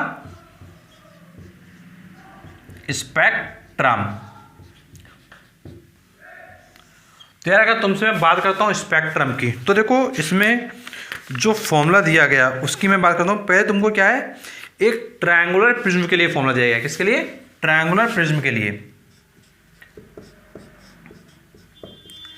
ट्रायंगुलर प्रिज्म के लिए उसमें ये दिया गया है जो फर्स्ट सरफेस का डेविएशन है और जो सेकंड सरफेस का डेविएशन है, उनका सम करें। अगर फर्स्ट सरफेस का डेविएशन है और जो सेकंड सरफेस का डेविएशन है, अगर उसको हम सम करें तो हमारा टोटल डेविएशन डेल्टा क्या है, आ जाता है। तो ध्यान रखेंगे, फर्स्ट सरफेस का डेविएशन और सेकंड सरफेस का डेविएशन सम करने पे टोटल डेविएशन तुम्हारा क्या है, आ जाता है। तो यार अब आगे कुछ फॉर्मूलेस और देख लेते हैं जो तुम्हारे लिए यूजफुल हो। तो यार पार्ट ए में बस एक ही फॉर्मूला है तुम्हारा, और यार अब इसके बाद है तुम्हारा पार्ट बी। अगर तुमसे मैं बात करूँ पार्ट बी, तो यार इलेक्ट्रोमैग्नेटिक वेव्स के लिए फॉर्मूला दिया गया है। तुम्हारा फॉर्मूला किसके लिए दिया गया है? इलेक्ट्रोमैग्नेटिक वेव्स के लिए। अगर यार तुम्हारे पास इलेक्ट्रोमैग्नेटिक वेव्स हैं, अगर तुम्हारे पास इलेक्ट्रोमैग्नेटिक वेव्स हैं, तो यार तुमने अभी थोड़ी देर फॉर्मूला एक पढ़ा हुआ था, v की वैल्यू होती है एफ लैम्डा। ये तुमने पढ़ा था, ये तुमने पढ़ा हुआ था थोड़ी देर पहले। लेकिन यार तुमको ये पता होना चाहिए जो इलेक्ट्रोमैग्नेटिक वेव्स हैं वो स्पीड ऑफ लाइट से ट्रैवल करते हैं। तो फिर इसलिए वेलोसिटी की जगह हो जाएगा c, फ्रिक्वेंसी f और लैम्डा की जगह। तो फॉर्मूला जो तुम्हारा आ जाएगा वो आ जाएगा c इक्वल एफ लैम्डा। क्या आ जाएगा? c equal F lambda. तो ध्यान रखेंगे इलेक्ट्रोमैग्नेटिक वेव्स के लिए c इक्वल क्या हो जाएगा? F lambda. तो तुम्हारा यार ये जो पार्ट बी था ये भी पूरा हो गया है। अब पार्ट सी में आ जाते हैं स्कैटरिंग में। तो यार स्कैटरिंग में कुछ फॉर्मूला कोई भी नहीं है। तो यार तुम्हारा चैप्टर 6 तक सब कुछ कंप्लीट हो चुका है। अब हम इसके बाद बात करेंगे चैप्टर नंबर 7 की। चलो इसको इरेज कर लेते हैं अपना, उसके बाद चैप्टर नंबर 7 में आते हैं। बस यार अच्छे से तुम पढ़ो, नंबर तुमको ऑटोमेटिक दिखाई देंगे एग्जाम में। चिंता ना करना, सिर्फ पढ़ाई करना, बस इतना ध्यान रखो यार। तुम अगर अपना 100% दोगे तो डेफिनेटली तुम्हारे मार्क्स भी उसी के अकॉर्डिंग काफ़ी अच्छे आएंगे। चलो चैप्टर नंबर 7 में आते हैं, साउंड में। तो यार चैप्टर नंबर 7 है तुम्हारा साउंड। देखो अब बात करते हैं कि यार देखो साउंड में किस तरीके से तुम्हारे फॉर्मूलेस हैं। तो यार चलो देख लेते हैं तुम्हारा फॉर्मूला। तो यार फर्स्ट फॉर्मूला तुम्हारा वही दिया गया है, velocity equal to frequency into lambda. तो यार साउंड के लिए भी ये फॉर्मूला वैलिड है, velocity equal to frequency into lambda. फिर यार नेक्स्ट फॉर्मूला तुम्हारा दिया गया है फ्रीक्वेंसी के लिए। फ्रीक्वेंसी का फॉर्मूला होता है 1/टाइम पीरियड। क्या होता है फॉर्मूला? One by time period. क्या फॉर्मूला होता है? फ्रीक्वेंसी का होता है one by time period, f equal to 1/t, f equal to 1/t। अब यार इसके बाद कुछ और फॉर्मूलेस हैं। तो यार इसके बाद हम बात करते हैं लॉन्गिट्यूडनल वेव के लिए। किसकी बात करते हैं? लॉन्गिट्यूडनल वेव की। तो यार इसके जो फॉर्मूला होता है वो होता है v इक्वल टू रूट के अंदर गामा p अपॉन डी। क्या होता है? रूट के अंदर गामा p अपॉन डी। तो ध्यान रखेंगे लॉन्गिट्यूडनल वेव के लिए v होता है रूट के अंदर गामा p अपॉन डी। अब बेटा इसके बाद हम बात करते हैं ट्रांसवर्स वेव की। किसका करते हैं? ट्रांसवर्स वेव की। अगर तुमसे मैं बात करता हूँ ट्रांसवर्स वेव की, ट्रांसवर्स वेव, तो यार यहाँ पे फॉर्मूला होता है v इक्वल टू रूट के अंदर t अपॉन एम। क्या होता है? v इक्वल टू रूट के अंदर t अपॉन एम। तो यहाँ पे तुम ध्यान रखना, यहाँ फॉर्मूला होता है v इक्वल टू रूट के अंदर t अपॉन एम। तो यार साउंड के लिए ये तुम्हारा पार्ट ए में फॉर्मूला है। और यार जो सबसे इम्पोर्टेंट फॉर्मूला वो मैं तुमको बताता हूँ इको के लिए। क्या होता है? इको के लिए देखो यार, इको की अगर तुमसे मैं बात करता हूँ कि भैया इको अगर प्रोड्यूस हो रहा है, इको अगर प्रोड्यूस हो रहा है तो d इक्वल होता है VT अपॉन 2। क्या होता है? d इक्वल होता है तुम्हारा VT अपॉन 2। तो ध्यान रखेंगे d इक्वल होता है VT अपॉन 2। तो यार t जो तुम्हारा टाइम हो जाता है, d तुम्हारा टोटल डिस्टेंस ट्रेवल हो जाता है। क्या होता है? d total distance travel. तुमको मालूम है कि यार इको हो रहा है, तुमको मालूम है इको हो रहा है। तो यार जैसे मान लो तुम्हारे पास से किसी डिस्टेंस तक आवाज़ जा रही है, तो उस डिस्टेंस से क्या वापस आएगी, तो तुम्हारे पास से उस ऑब्जेक्ट, तुम्हारे पास से जो आवाज़ जा रही जिस जगह तक, वो तुम्हारा डी हो गया। फिर वापस आ रही है तो फिर से तुम्हारा डी हो गया।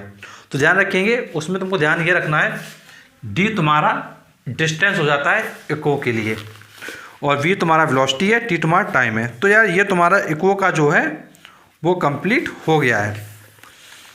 अब यार इसके बाद हम बात करेंगे नेक्स्ट फॉर्मूले की। तो देखो इसमें पार्ट सी के में हम लोग आते हैं। या देखो पार्ट सी में आज पर एक चीज़ मैं तुमको बताना चाहूँगा कि यार ये फॉर्मूला मोस्ट इम्पॉर्टेंट है यार। इसका न्यूमेरिकल बिल्कुल श्योर है, इसका न्यूमेरिकल बिल्कुल श्योर है। और एक चीज़ थोड़ा शेयर कर देता हूँ तुम्हारे साथ, अगर डिस्टेंस निकालना है इको के लिए तो डी है, अगर वेलोसिटी निकालना है तुमको इको के लिए, अगर तुमको इको के लिए वेलोसिटी निकालना है तो v हो जाएगा तुम्हारा 2d अपॉन टी। क्या हो जाएगा? 2d upon T. तुमको अभी मैंने बोला था आवाज़ जा रही है, भैया यहाँ बैठे हुए हो, आवाज़ जा रही है, यहाँ तक आवाज़ गई तो डिस्टेंस d ट्रैवल किया, फिर यहाँ से इको हुआ तो आवाज़ वापस आएगी तो डिस्टेंस d फिर से ट्रैवल हुआ। तो वेलोसिटी का फॉर्मूला क्या होता है? तुमने पढ़ा होगा यार छोटे में, वेलोसिटी होता है डिस्टेंस अपॉन टाइम। तो यार डिस्टेंस कितना है? d गया d आया तो 2d हो गया, टाइम क्या है? t। तो यार ये यहाँ से आता है तुम्हारा, तो ये ध्यान रखना इको का केस है तो वेलोसिटी हो जाएगी 2d अपॉन टी और इको का डिस्टेंस हो जाएगा vt अपॉन 2। इसलिए तुमको मैं बार बार बता रहा हूँ कि यार ये मोस्ट इम्पॉर्टेंट है, बहुत बार एग्जाम में क्वेश्चन आया है। इको का 100% श्योर है, न्यूमेरिकल आना है बिल्कुल 100% श्योर है, आएगा ही आएगा। तो ज़रूर करके इसको क्या तुम जाना। अब इसके बाद हम बात कर लेते हैं यार पार्ट वी की। तो यार इसमें तुमको पार्ट वी में एक फॉर्मूला दिया है फ्रीक्वेंसी के लिए नेचुरल वाइब्रेशन के केस में। अगर यार तुमको नेचुरल वाइब्रेशन का केस दिया है,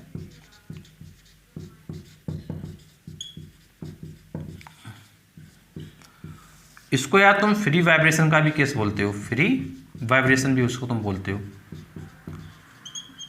तो यार इसमें जो फॉर्मूला है तुम्हारा वो है फ्रीक्वेंसी इक्वल 1/2 रूट के अंदर g upon L, F equal to 1/2 root के अंदर g अपॉन एल। तो ध्यान रखेंगे फ्रीक्वेंसी फॉर्मूला 1/2 रूट के अंदर g अपॉन एल। तो यार ये फॉर्मूला भी तुम्हारे लिए इंपॉर्टेंट है यार, बट इसका यूज़ बहुत कम होता है। बस फॉर्मूला है तो यार तुमको थोड़ा याद कर लेना, इन केस अगर न्यूमेरिकल आता है तो यार तुम कर पाओ, बस इतना तुम्हारा पर्पज़ होना चाहिए। अब इसके बाद यार तुम्हारा जो पार्ट भी है वो कंप्लीट हो गया है। अगर हम आते हैं आपके पार्ट सी में, इस चैप्टर के पार्ट सी में आते हैं। तो यार इसमें यार कोई भी फॉर्मूला ऐसा नहीं है जो तुम्हारे लिए इम्पोर्टेंट है, कोई यार फॉर्मूला नहीं है इसमें तुम्हारे लिए। तो यार तुम्हारा जो पार्ट सी है वो कंप्लीट हो गया है। तो यार ये तुम्हारा जो चैप्टर नंबर 7 इसका पार्ट सी भी कंप्लीट हो गया है। तो सारे फॉर्मूले तुम्हारे चैप्टर 7 के हो चुके हैं। अब यार इसको हम इरेज कर लेते हैं, इसको आते हैं अपने चैप्टर नंबर 8 पर। तो इरेज कर लेते हैं बेटा और फिर आते हैं अपने चैप्टर नंबर 8 पर, ठीक है। तो यार काफ़ी इंटरेस्टिंग सेशन तुमको लग रहा होगा, बस ध्यान देना है तुमको सारे फॉर्मूलेस पर। अगर फॉर्मूलेस पे ध्यान दे लिया तो डेफिनेटली काफ़ी अच्छा स्कोर करोगे यार, पूरा तुमको मज़ा आ जाएगा, ये समझ के चलो तुम। तो यार अच्छे से तुम बस फोकस करो, फोकस करोगे तो डेफिनेटली इम्प्रूव तुम कर ले जाओगे। तो यार चैप्टर 8 में हम लोग आते हैं, जो है तुम्हारा इलेक्ट्रिसिटी। क्या है तुम्हारा? इलेक्ट्रिसिटी।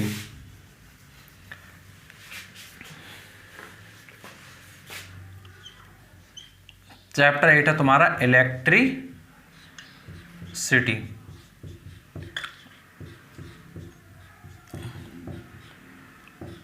तो यार ये चैप्टर भी तुम्हारे लिए क्या बहुत ज़्यादा इम्पॉर्टेंट है और इसको बहुत अच्छे से पढ़ना, क्योंकि यार इलेक्ट्रिसिटी के जो क्वेश्चंस हैं वो एग्जाम में ज़बरदस्त तरीके से पूछे जाते हैं, ज़बरदस्त तरीके से पूछे जाते हैं। तो इसको तुम बिल्कुल भी अवॉइड मत करना और बहुत अच्छे से सारे फॉर्मूलेस को तुम जरूर करना। तो यार इसलिए तुम अपने चैप्टर नंबर 8 को बहुत अच्छे से करना, क्योंकि क्वेश्चन बहुत इंपॉर्टेंट होंगे तुम्हारे न्यूमेरिकल में और तुम काफ़ी अच्छा स्कोर कर पाओगे। तो चलो स्टार्ट कर लेते हैं अपना चैप्टर नंबर 8। तो देखो चैप्टर नंबर 8 में जो सबसे पहले आपका फॉर्मूला है वो है करंट का। तो सारे फॉर्मूले अच्छे से नोट करिएगा आप। तो जो फर्स्ट फॉर्मूला है वो है तुम्हारा करंट का। तो यार करंट के लिए अगर हम आपसे फॉर्मूले की बात करें तो I की वैल्यू होगी Q अपॉन T। क्या होगी I की वैल्यू? I की वैल्यू होगी Q अपॉन T। तो तुम इस फॉर्मूले को लगा सकते हो। अब इसके बाद अगर मैं तुमसे नेक्स्ट फॉर्मूले की बात करूं Q के लिए, तो Q का भी एक फॉर्मूला होता है नंबर ऑफ इलेक्ट्रॉन्स के टर्म में। वो होता है तुम्हारा Q equal to N E. Q equal to N E. अब देखो इससे कुछ बच्चे ये पूछते हैं कि सर कैपिटल Q से रिप्रेजेंट करें चार्ज को या फिर स्मॉल q से रिप्रेजेंट करें।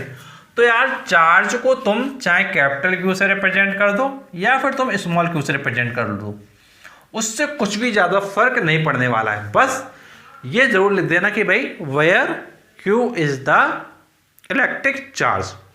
तो ध्यान रखेंगे करंट का formula I equal to Q upon T और चार्ज का formula Q equal to N into E। तो ये तुम्हारा फॉर्मूला हो गया। आफ्टर दैट हम लोग आएंगे अपने इलेक्ट्रिक पोटेंशियल के फॉर्मूले पर। तो देखो इलेक्ट्रिक पोटेंशियल के फॉर्मूले की अगर मैं तुमसे बात करूं तो यार इलेक्ट्रिक पोटेंशियल तुम रिप्रेजेंट करते हो इसको B से। तो V इक्वल होता है W upon Q। V equal होता है W अपॉन Q नॉट। बेटा Q नॉट को हम लोग कहते हैं चार्ज। क्या कहते हैं? Q नॉट को चार्ज कहते हैं। तो ध्यान रखेंगे V equal to W upon Q nought. तो यार कुछ बुक में डायरेक्ट Q लिख देते हैं, कुछ बुक में Q नॉट लिख देते हैं। अगर मैं तुम्हारे बुक की बात करूँ तो यार सिर्फ Q लिखा गया, तो तुम W अपॉन Q लिख लो। तो V equal to W upon Q। तो यार ये चीज़ तुम ध्यान रखना, जब तुम हायर क्लासेस में जाओगे, जैसे 11th में आओगे, 12th में आओगे, तो यार उस जगह तुमको ये छोटे छोटे वेरिएशन दिखाई देंगे। जैसे W अपॉन Q ले यहाँ पे अभी तुमने पढ़ा हुआ है, जब तुम 12th में पढ़ोगे इलेक्ट्रिसिटी तो यार तुमको W अपॉन Q नॉट पढ़ाया जाएगा। तो यार इससे तुम क्या कन्फ्यूज कभी भी मत होना। तो ध्यान रखना कि चार्ज होता है तो V equal to W upon Q आप राइट कर सकते हैं। अब इसके बाद हम बात करते हैं पोटेंशियल डिफरेंस की। क्या बात करते हैं? पोटेंशियल डिफरेंस की। तो यार अगर हम बात करते हैं पोटेंशियल डिफरेंस की, पोटेंशियल डिफरेंस की, तो यार पोटेंशियल डिफरेंस को रिप्रेजेंट करते हो PD से और इसको तुम लिखते हो V A minus V V, वो होता है तुम्हारा W अपॉन क्यू। क्या होता है? V A minus V V equal to W upon Q. तो यार ध्यान रखेंगे, current Q upon T, charge NE, electric potential W upon Q, potential difference V A minus V V equal to W upon Q. तो ये फॉर्मूले तुम्हारे 4 formulas हो गए हैं। इसके बाद हम अदर फॉर्मूलेस को देख लेते हैं। तो यार देखो, अदर फॉर्मूला तुम्हारा आता है रेजिस्टेंस के लिए, जो तुम्हारा ओम्स लॉ को रिप्रेजेंट करता है। तो यार फॉर्मूला नंबर तुम्हारा होगा अब ये 5। तो यार फॉर्मूला नंबर अगर हम 5 पे आते हैं, तो जो रेजिस्टेंस होता है वो पोटेंशियल डिफरेंस और करंट का रेशियो होता है। जो रेजिस्टेंस होता है वो पोटेंशियल डिफरेंस और करंट का रेशियो होता है। इसको हम ओम्स लॉ भी कहते हैं। क्या कहते हैं इसको? हम ओम्स लॉ भी कहते हैं। तो ध्यान रखेंगे, जो करंट, जो पोटेंशियल डिफरेंस और करंट का जो रेशियो है उसको आप रेजिस्टेंस से रिप्रेजेंट करते हैं। अब इसके बाद हम नेक्स्ट फॉर्मूले की बात करते हैं, वो है तुम्हारा कंडक्टेंस। क्या है? कंडक्टेंस। तो बेटा जो कंडक्टेंस होता है ना, जो कंडक्टेंस होता है वो रेजिस्टेंस का रेसिप्रोकल होता है। क्या होता है? रेजिस्टेंस का रेसिप्रोकल। तो अगर तुमको रेजिस्टेंस दिया है और तुमको कंडक्टेंस निकालना है, तो तुम फॉर्मूला लगा दोगे conductance equal to 1 upon resistance. तो तुम्हारा यहाँ से कंडक्टेंस क्या है? आ जाएगा। तो तुम्हारा ये कंडक्टेंस का फॉर्मूला हो गया। इसके बाद हम लोग बात करते हैं अदर फॉर्मूलेस की। तो बेटा अदर फॉर्मूला अगर मैं तुम्हारी बात करूं, तो अदर फॉर्मूले की तरफ हम लोग मूव कर लेते हैं। तो वो तुम्हारा आएगा स्पेसिफिक रेजिस्टेंस का। किसका फॉर्मूला? स्पेसिफिक रेजिस्टेंस का। तो बेटा पॉइंट नंबर 7 में आप ध्यान रखिए, स्पेसिफिक रेजिस्टेंस का फॉर्मूला। बेटा रेजिस्टेंस अलग है, स्पेसिफिक रेजिस्टेंस अलग है, ध्यान रखिएगा। स्पेसिफिक रेजिस्टेंस को आप रिप्रेजेंट करते हैं रो से। किससे रिप्रेजेंट करते हैं? रो से। इसकी वैल्यू होती है आर ए अपॉन एल। क्या होती है? Rho equal to R A upon L. तो ध्यान रखेंगे, रो इक्वल क्या होता है? R A upon L.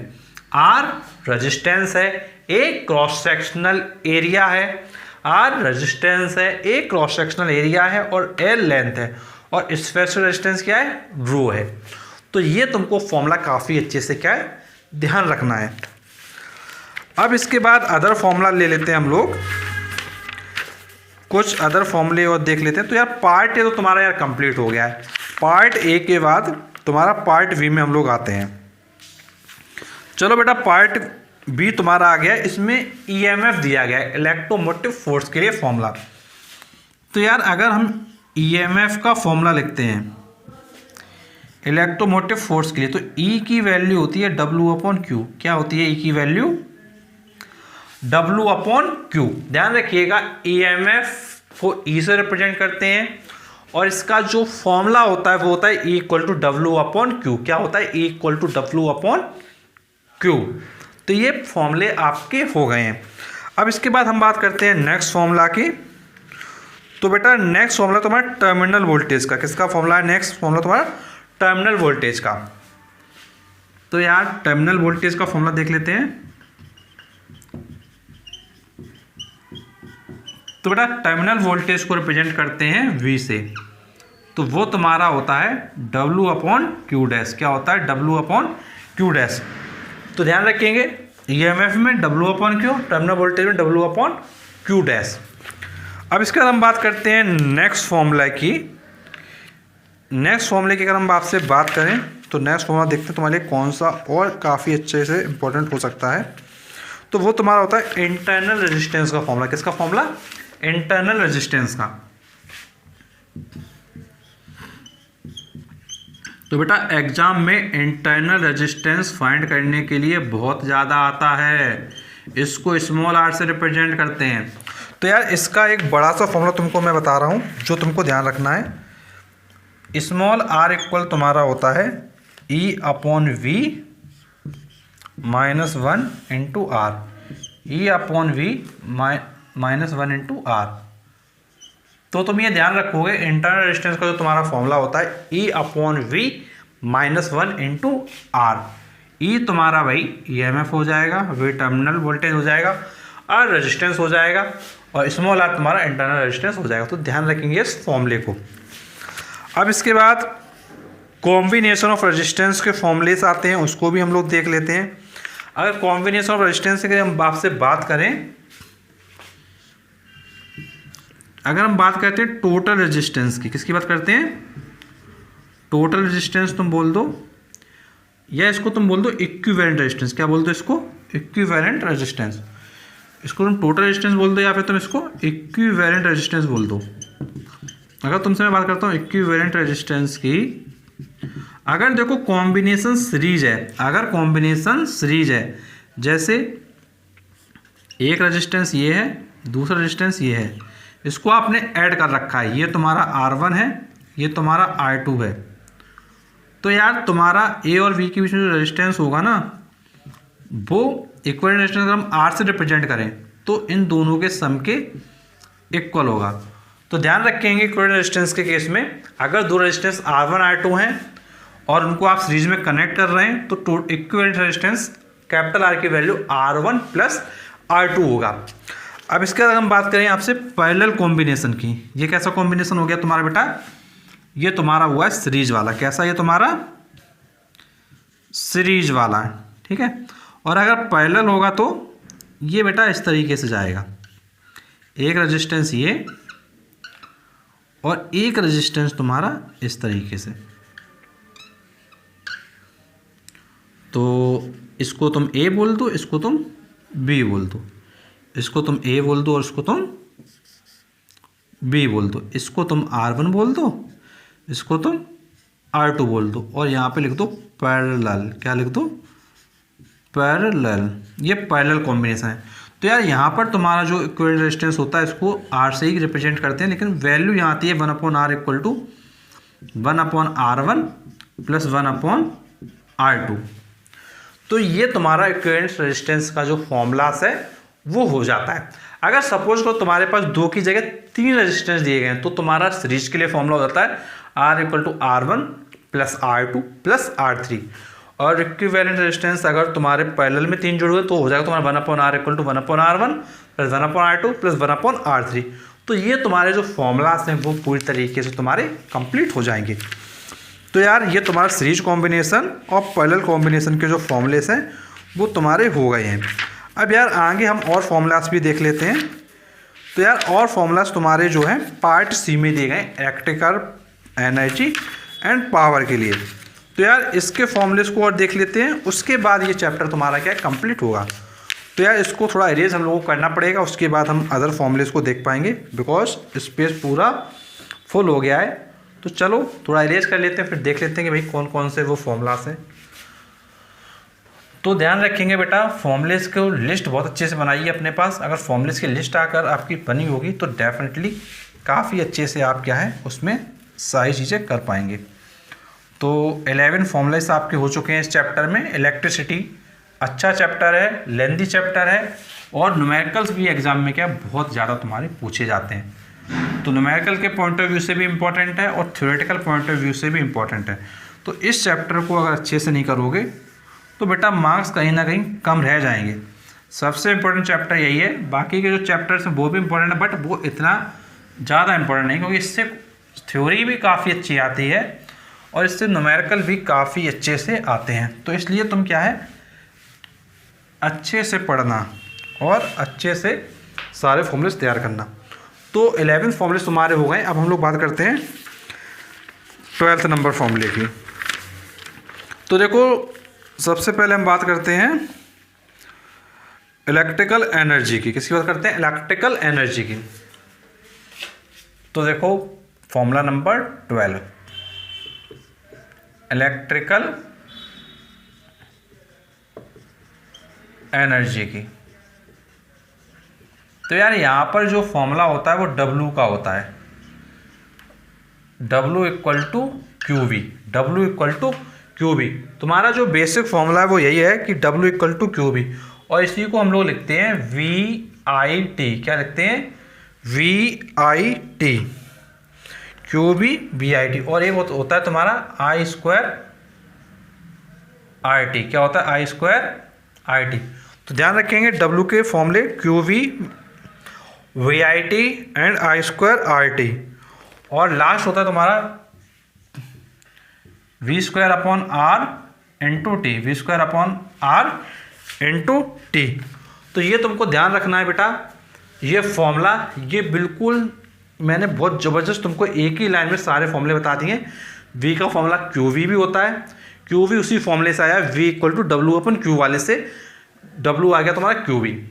QV के बाद तुम्हारा आ जाता है VIT। VIT कैसे आया है? Q की जगह तुम लिखोगे IT, Q की जगह तुम लिखोगे IT, तो VIT।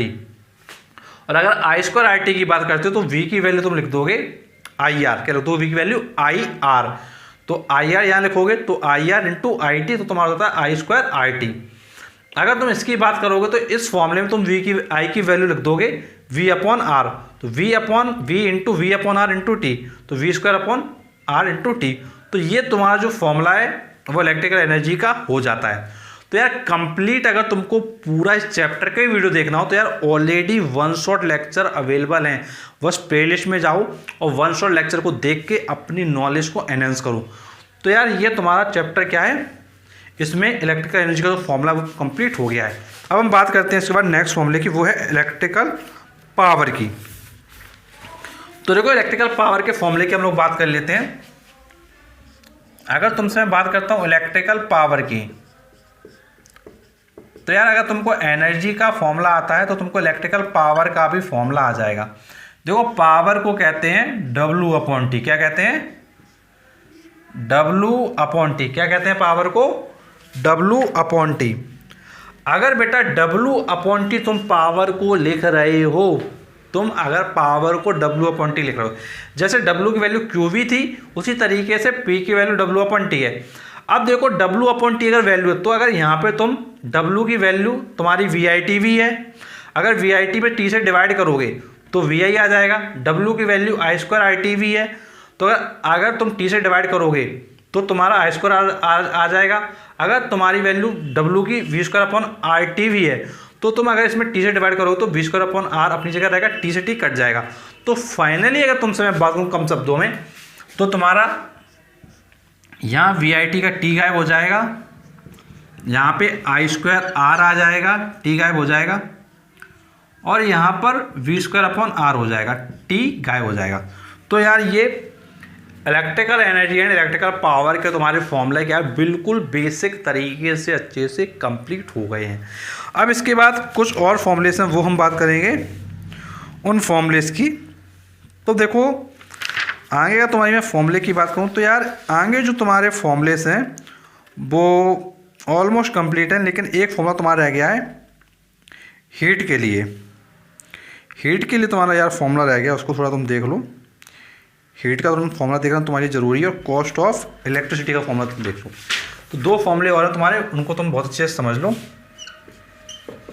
अगर तुमसे मैं बात करूँ कॉस्ट ऑफ इलेक्ट्रिसिटी की, कॉस्ट ऑफ इलेक्ट्रिसिटी की मतलब कितना बिजली का बिल आएगा, तो वो होगा तुम्हारा इलेक्ट्रिकल एनर्जी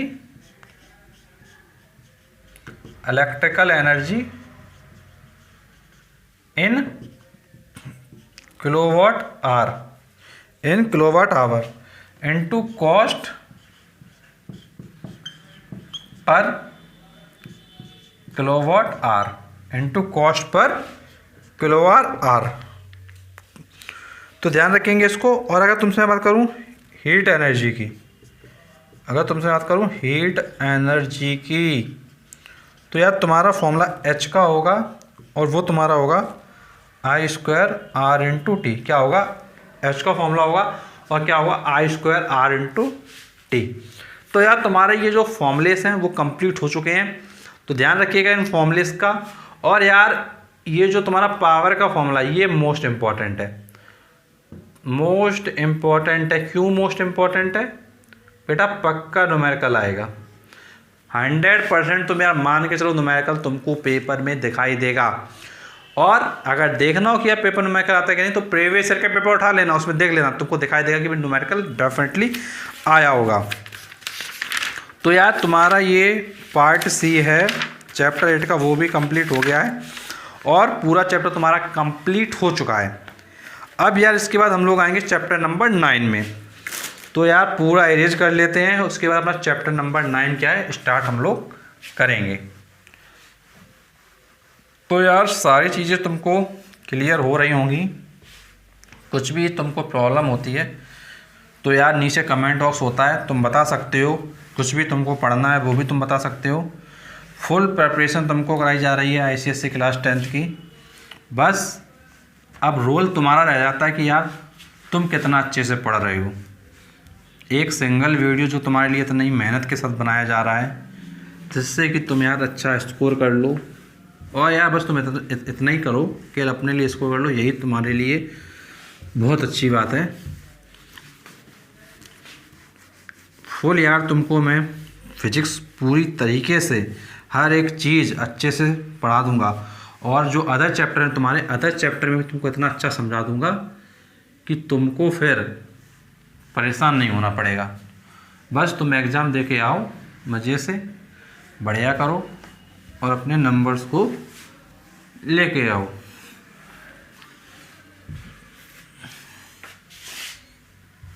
तो यार अब हम लोग अपने चैप्टर नंबर 9 पे आ जाते हैं। चैप्टर नंबर 9 है हमारा हाउस होल्ड सर्किट। क्या है? हाउस होल्ड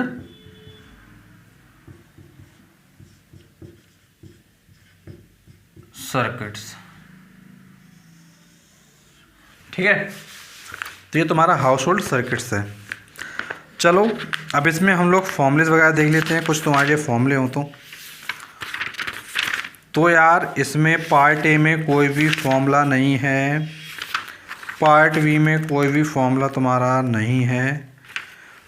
बस एक फॉर्मूला तुमको दिया गया है, वो तुम देख, अभी तुमको मैं बता रहा हूँ भाई कौन सा फॉर्मूला तुमको दिया गया है, उसको यार तुम देख लो बस। और यहाँ पे सब कुछ तुम्हारा क्या है, पार्ट बी भी तुम्हारा हो गया है। इसमें कुछ भी ज़्यादा फॉर्मूलेस नहीं है, बस तुम्हारे जो फॉर्मूलेस है वो तुमको देखने हैं और तुमको कुछ भी नहीं करना है। बस एक फॉर्मूला तुमको मैं बता रहा हूँ जो तुमको याद करना है इस चैप्टर में, बहुत ही आसान चैप्टर है, उसको तुम देख लो। तो बेटा जो तुम्हारा फॉर्मूला है थोड़ा बड़ा फॉर्मूला है, तो इसको तुम नोट कर लो अच्छे से। वो तुम्हारा फॉर्मूला है करेंट रेटिंग का। किसका? करेंट रेटिंग का। तो अगर तुम लिखते हो current rating of fuse, current rating of fuse in a circuit, तो यार तुम्हारा ये हो जाता है total power supply, total power supply, और डिवाइडेड बाय तुम कर दोगे वोल्टेज ऑफ सप्लाई। और यार कम शब्दों में बात करें तो करंट रेटिंग मतलब आई होता है, पावर सप्लाई मतलब पी होता है, और वोल्टेज मतलब वी होता है। तो यार आई की जगह तुम पी अपॉन वी भी लिख सकते हो, है वही चीज़, लेकिन थोड़ा लिखने का जो पैटर्न है, तरीका है, वो तुमको देखना है। तो तुम बोलोगे बहुत अच्छे से समझ लो, current rating equal to total power supply upon voltage of supply. तो ये फॉर्मूला तुमको क्या है काफ़ी अच्छे से यूज करना है। तो ये तुम्हारा जो चैप्टर नंबर 9 है ये भी पूरा हो चुका है। अब इसके बाद हम लोग बात करेंगे अपने चैप्टर नंबर 10 की। चलो एरेज कर लेते हैं, फिर अपना चैप्टर नंबर 10 को भी देख लेते हैं।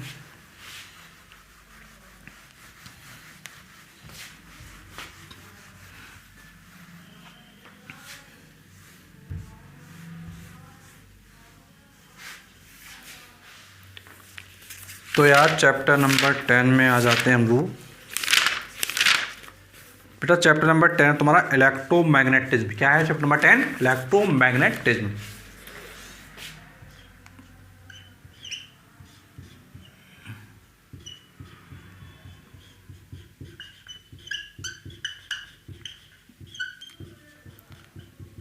इलेक्ट्रोमैग्नेटिज्म।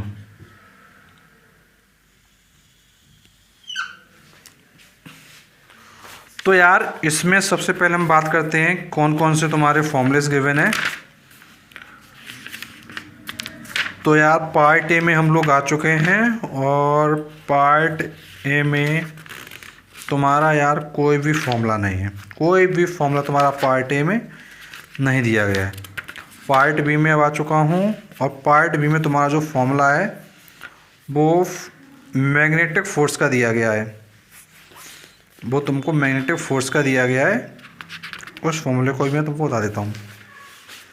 तो देखो, अगर तुमको फोर्स राइट करना है,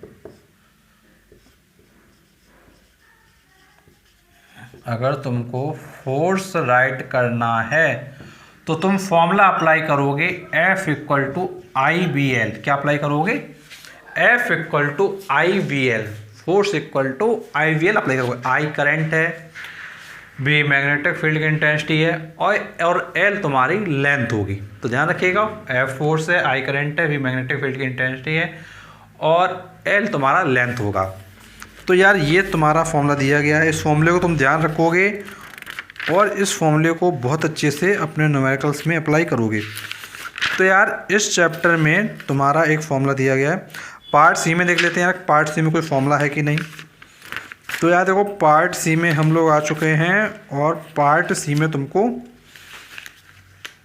कोई स्पेशल फॉर्मूला तो नहीं है, बट ट्रांसफार्मर के लिए दिया गया है। तो यार ट्रांसफार्मर का देख लो, ट्रांसफार्मर का इम्पोर्टेंट होता है, ट्रांसफार्मर का तुम्हारा इम्पोर्टेंट होता है, उसको तुम देख लो। तो चलो बता देता हूँ यार, ट्रांसफार्मर के लिए कुछ तुमको फॉर्मूलेस जो तुमको याद करना है। तो देखो, सबसे पहले हम बात करते हैं तुम्हारे ट्रांसफार्मर के लिए टर्न्स रेशियो। किसकी?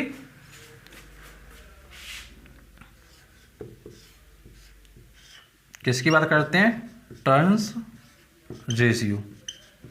देखो, टर्न्स रेशियो को रिप्रेजेंट करते हैं NS अपॉन NP से। NS अपॉन NP से। NS क्या होता है? NS को कहते हैं number of turns, in secondary coil,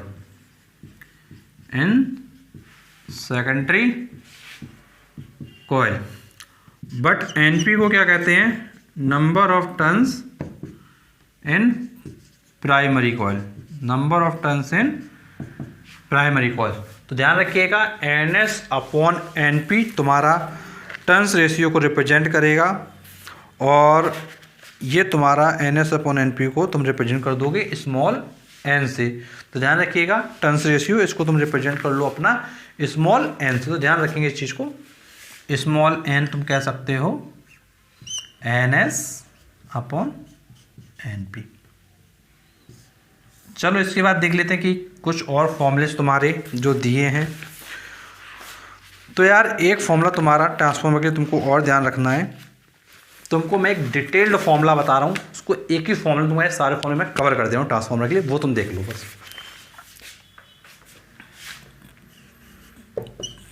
देखो, ES और EP,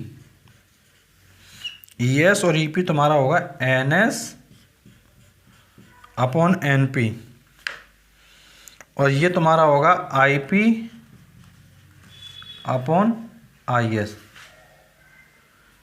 ES upon EP equal तुम्हारा होगा NS upon NP equal to तुम्हारा होगा IP अपॉन IS। तो ये जो फॉर्मूला है ये तुम्हारा ट्रांसफार्मर के लिए मोस्ट इम्पॉर्टेंट फॉर्मूला है। तो ध्यान रखिएगा, ES मतलब जो EMF होगा सेकेंडरी कॉइल के लिए और जो प्राइमरी कॉइल के लिए EMF होगा, उसका रेशियो इक्वल होगा सेकेंडरी कॉइल के number of turns to the primary coil के नंबर ऑफ टर्न्स। ये इक्वल होगा प्राइमरी कॉइल का current to the secondary coil का करंट। तो ध्यान रखिएगा, ट्रांसफार्मर में 2 कॉइल होती हैं, तो उसके लिए ये तुम्हारा फॉर्मूला क्या हो जाता है, इसको तुम अप्लाई करोगे, इसके न्यूमेरिकल्स भी एग्जाम में क्या आते हैं, तो ये चीज़ तुम बहुत अच्छे से ध्यान रखोगे। तो यार ये ट्रांसफॉर्मर का ये फॉर्मूला तुम्हारा क्या हो गया है, और ये तुम्हारा जो पार्ट सी है ये कंप्लीट हो गया है। और इसी के साथ में तुम्हारा जो चैप्टर नंबर 10 है वो पूरा हो जाता है। अब हम लोग अपने आते हैं चैप्टर नंबर 11 में, कैलोरीमेट्री में। तो यार देखते हैं कि यार कैलोरीमेट्री में क्या दिया गया है इंपॉर्टेंट।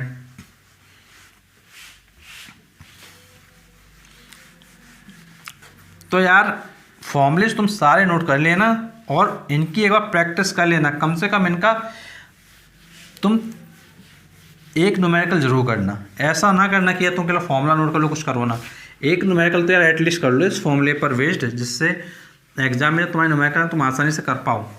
थोड़ा प्रैक्टिस करके जाना बहुत ज़रूरी है। विदाउट प्रैक्टिस यार तुम मैदान में उतरोगे तो जंग हार जाओगे। तो प्रैक्टिस करके जाओ, जिससे कि जो तुम्हारी ये एग्ज़ाम की जंग है जहाँ तुमको अच्छा परसेंटेज लाना है, उसमें तुम क्या है जीत जाओ। तो यार तुम्हारा चैप्टर 11 है कैलोरीमेट्री।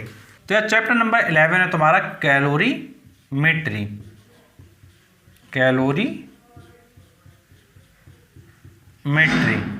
तो यार इस चैप्टर में हम बात करेंगे कि यार कौन कौन से वो फॉर्मूलेस हैं जो तुमको फोकस करना है। तो देखो इसमें सबसे पहले हम लोग आ जाते हैं अपने फर्स्ट फॉर्मूले पर। तो यार इसमें सबसे पहले आपको दिया गया है डिग्री सेल्सियस को केल्विन में कन्वर्ट कैसे करेंगे, डिग्री सेल्सियस को केल्विन में कैसे कन्वर्ट करेंगे। तो यार तुमको क्या करना है, अगर तुमको केल्विन में कन्वर्ट करना है तो तुम डिग्री सेल्सियस वाले टेम्परेचर में 273 ऐड कर दोगे। क्या कर दोगे, 273 ऐड कर दोगे। फॉर एग्जाम्पल अगर तुम्हारा 27 डिग्री सेल्सियस है, इसको तुमको केल्विन में करना है तो 27 प्लस 273, तो यार ये तुम्हारा आ जाएगा 300 केल्विन। तो ये तुम्हारा आ जाएगा 300 केल्विन। तो इस तरीके से तुम क्या है 273 ऐड करके डिग्री सेल्सियस को केल्विन में कन्वर्ट कर सकते हो।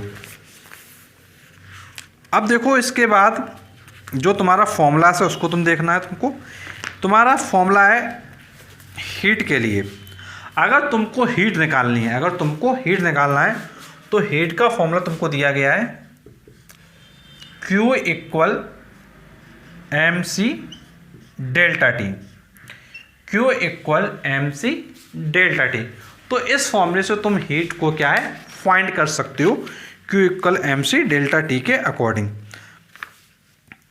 अगर तुमको हीट कैपेसिटी निकालना है, अगर तुमको हीट कैपेसिटी निकालना है, अगर तुमको हीट कैपेसिटी निकालना है तो यार हीट कैपेसिटी का हमारे पास फॉर्मूला है, वो है तुम्हारा, अगर तुम C डैश से रिप्रेजेंट करो, अगर तुम C डैश से रिप्रेजेंट करो तो उसका फॉर्मूला हो जाता है Q अपॉन डेल्टा टी। क्या हो जाता है Q upon delta T. Delta T तुम्हारा टेम्परेचर डिफरेंस को रिप्रेजेंट करेगा, Q तुम्हारा हीट को रिप्रेजेंट करेगा। ध्यान रखिएगा हीट कैपेसिटी का फॉर्मूला। अब इसके बाद हम लोग आते हैं नेक्स्ट फॉर्मूले पर। अब बेटा नेक्स्ट फॉर्मूला तुमको जो दिया गया है वो तुमको दिया गया है कैलोरीमेट्री का जो मैथमेटिकल स्टेटमेंट है वो देखो तुमको दिया गया है। तो देखो अगर कैलोरीमेट्री का तुम मैथमेटिकल स्टेटमेंट की बात करो तो देखो तुमको दिया गया है M1 C1 T1 minus T equal M2 C2 T minus T2। तो यार तुमको ये कैलोरीमेट्री का जो प्रिंसिपल होता है उसका ये तुमको मैथमेटिकल स्टेटमेंट दिया गया है। तो यार ये तुम्हारा मैथमेटिकल स्टेटमेंट है कैलोरीमेट्री प्रिंसिपल के लिए। अब यार तुम यार ये सोच रहे हो कि यार इसका क्या मतलब है, कुछ तो इसमें क्लियर नहीं हो रहा।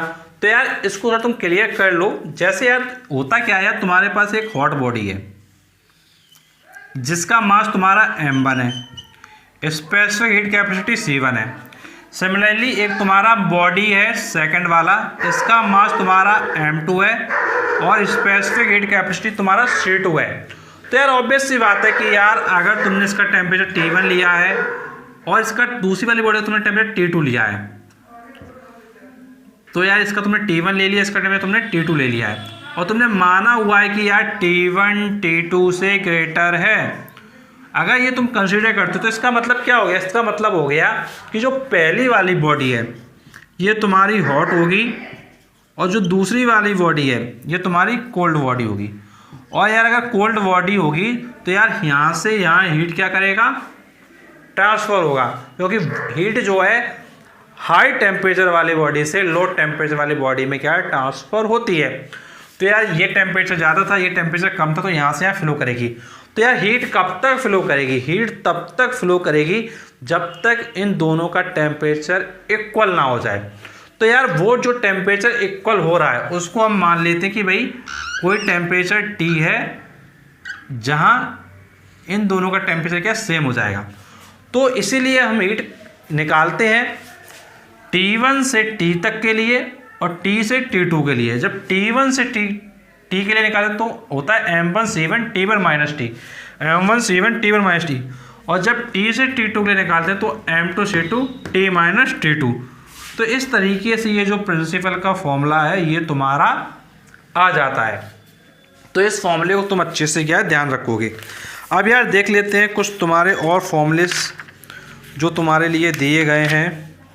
तो यार पार्ट ए में तो तुम्हारे फॉर्मूले कंप्लीट हो गए, बट अब आते हैं हम लोग अपने पार्ट बी में। तो यार पार्ट बी में अगर हम आ रहे हैं तो यार पार्ट बी में तुमको जो फॉर्मूला दिया गया वो दिया गया है स्पेसिफिक लेटेंट हीट का। किसका फॉर्मूला दिया गया है? स्पेसिफिक लेटेंट हीट का। तो यार फॉर्मूला नंबर 4 है तुम्हारा स्पेसिफिक लेटेंट हीट। तो यार इसको तुम रिप्रेजेंट करते हो L से और इसकी वैल्यू होती है L equal to Q by M. Value होती है L equal to Q by M. तो यार तुम्हारा स्पेसिफिक लेटेंट हीट का फॉर्मूला हो गया है स्पेसिफिक लेटेंट हीट L की वैल्यू Q अपॉन एम होगी। तो यार देख लेते हैं कि यार कुछ अदर फॉर्मूले जो आपके अगर रह गए हो तो वो भी हम करवा देते हैं। तो यार ये जो तुम्हारा पार्ट था पार्ट बी ये भी तुम्हारा इस चैप्टर का कंप्लीट हो गया है। तो यार अब कोई फॉर्मूला तुम्हारा है नहीं, तो बस यही तुम्हारे फॉर्मूले जो तुमको ध्यान रखना है और तुमको इन्हीं को क्या है अप्लाई करना है। तो यार इस चैप्टर के जो फॉर्मूलेस हैं वो तुम्हारे पूरे हो चुके हैं। अब इसके बाद यार हम लोग आएंगे अपने चैप्टर नंबर 12 पर, रेडियो एक्टिविटी। और यार ये तुम्हारा क्या है लास्ट चैप्टर है, तो यार इसको भी हम लोग देख लेते हैं। तो यार लास्ट चैप्टर पे आते हैं और इसी के बाद तुम्हारा पूरा फिजिक्स का जो कंप्लीट बुक है हो जाएगा। और इस फिजिक्स की कंप्लीट बुक से तुम्हारे सारे फॉर्मूले कवर अप हो जाएंगे। बस अब तुम्हारे लिए लास्ट चैप्टर है, बस थोड़ा सा और बचा हुआ है, इसको भी तुम देख लो और अच्छे से तुम्हारा पूरा चैप्टर क्या है कंप्लीट हो जाएगा। तो चलो यार इसको रेज कर लेते हैं एक बार और देख लेते हैं कि भाई क्या दिया गया है चैप्टर नंबर 12 में फॉर्मूलेस की लिस्ट में। तो चैप्टर नंबर 12 है तुम्हारा रेडियो एक्टिविटी। क्या है? Radio activity. तो यार इससे भी जो क्वेश्चंस हैं वो डेफिनेटली आते हैं, अल्फ़ा एमिशन बीटा एमिशन, इसके यार क्वेश्चन ज़रूर बनते हैं। तो ध्यान रखिएगा यार ये फॉर्मूलेस वगैरह जो तुमको अप्लाई करने हों। तो चलो अब आ जाते हैं अपने चैप्टर नंबर 12 में। चैप्टर नंबर 12 है तुम्हारा रेडियो एक्टिविटी।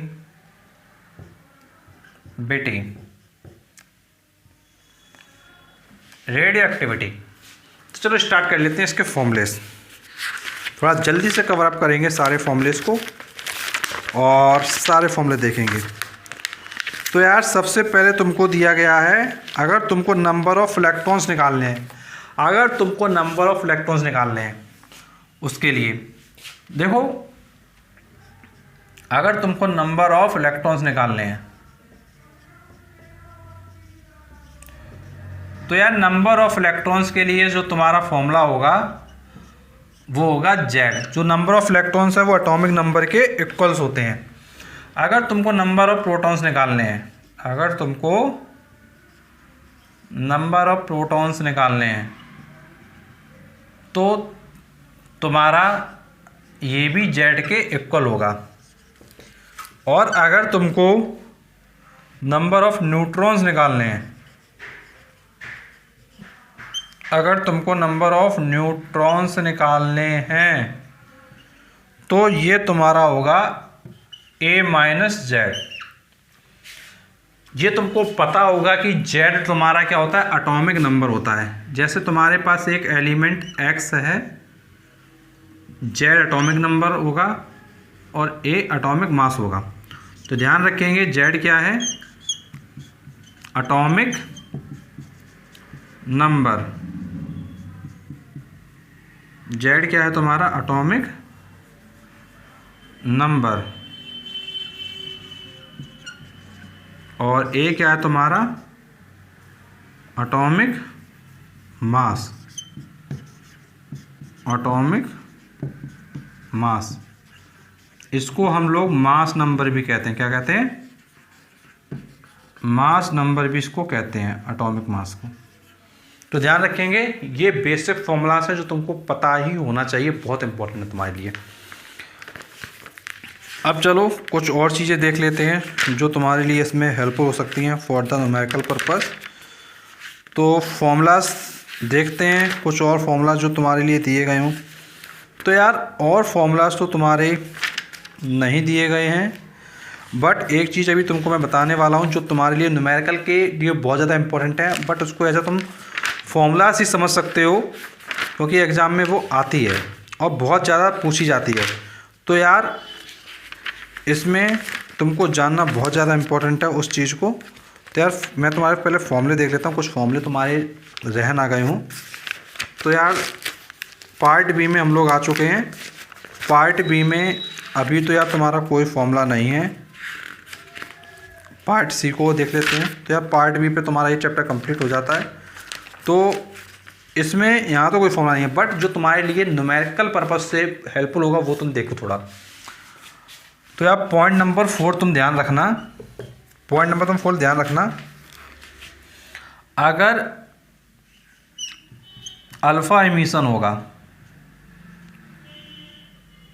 अगर अल्फा इमिशन होगा, क्या होगा, अगर अल्फा पार्टिकल का इमिशन होगा तो यार जो एटॉमिक नंबर होगा ना वो 2 से डिक्रीज कर जाएगा। लेकिन अगर बीटा पार्टिकल का इमिशन होगा, अगर बीटा पार्टिकल का इमिशन होगा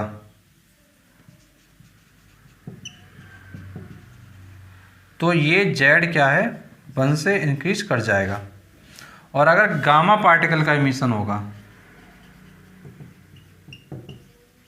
तो नो चेंज होगा, मतलब एटॉमिक नंबर में कोई भी चेंजेस नहीं होंगे। ये चीज़ तुम ध्यान रखिएगा बहुत अच्छे से, क्योंकि इससे तुम्हारे न्यूमेरिकल्स होंगे। और डायरेक्ट भी एमसीक्यू के फॉर्म में क्वेश्चन पूछ लेता है एग्जाम में, तो ध्यान रखिएगा बहुत अच्छे से। और अगर हम बात करते हैं एटॉमिक मास की, तो यार अल्फ़ा इमिशन में जो एटॉमिक मास है या मास नंबर है वो 4 से डिक्रीज कर जाता है। बीटा पार्टिकल केस में नो चेंज होता है। क्या होता है, नो चेंज, मतलब एटॉमिक नंबर वही रहने वाला है। और गामा इमिशन केस में भी नो चेंज होने वाला है। तो तुम ध्यान रखोगे एक जेड का केस और एक ए का केस। अगर तुम इसको ध्यान रखोगे तो तुम डेफिनेटली जो न्यूमेरिकल प्रॉब्लम तुम्हारा होगा, जो तुम्हारा न्यूमेरिकल होगा वो यार तुम बहुत ही अच्छे से कर ले जाओगे। तो न्यूमेरिकल्स पॉइंट ऑफ व्यू से ये बहुत ज़्यादा इम्पोर्टेंट है। तो ध्यान रखिएगा कि रेडियो एक्टिविटी सिंपल सा फॉर्मूला है तुम्हारा, number of electrons atomic number के इक्वल होगा, number of proton atomic number के इक्वल होगा, number of neutrons A minus Z को रिप्रेजेंट करेगा। अगर तुम्हारे पास एटॉमिक नंबर है अल्फा इमिशन होगा तो जेड में 2 डिक्रीज हो जाएगा। अगर बीटा मिशन होगा तो जेड 1 से इंक्रीज कर जाएगा, और अगर गामा मिशन होगा तो कोई भी चेंजेस नहीं आएंगे। सिमिलरली अगर हम बात करते हैं एटॉमिक मास की, तो यार अल्फा मिशन में 4 डिक्रीज करेगा, बीटा मिशन में नो चेंज होगा, गामा मिशन में भी नो चेंज होगा। और न्यूमेरिकल के पॉइंट ऑफ व्यू से ये बहुत ज़्यादा इंपॉर्टेंट है। तो यार ये तुमको पूरा चैप्टर समझ में आया होगा, और यार तुमको मैंने सारे के सारे जो पॉइंट्स हैं वो मैंने प्रोवाइड किए हैं न्यूमेरिकल के पॉइंट ऑफ व्यू से, सारे फॉर्मूलाज एक साथ तुमको बताए हैं। तो यार अगर तुमको कोई भी प्रॉब्लम है तो तुम नीचे कमेंट उसका करके पूछ सकते हो। और यार तुमको एमसीक्यू के जो वीडियोज़ हैं वो एक वीडियो में तुम्हारे सारे चैप्टर कवर होने वाले हैं। वीडियो थोड़ा लेंथी जरूर होगा जो आने वाला एमसीक्यू का होगा, लेकिन उसमें तुम्हारे सारे चैप्टर के एमसीक्यू कवर हो जाएंगे।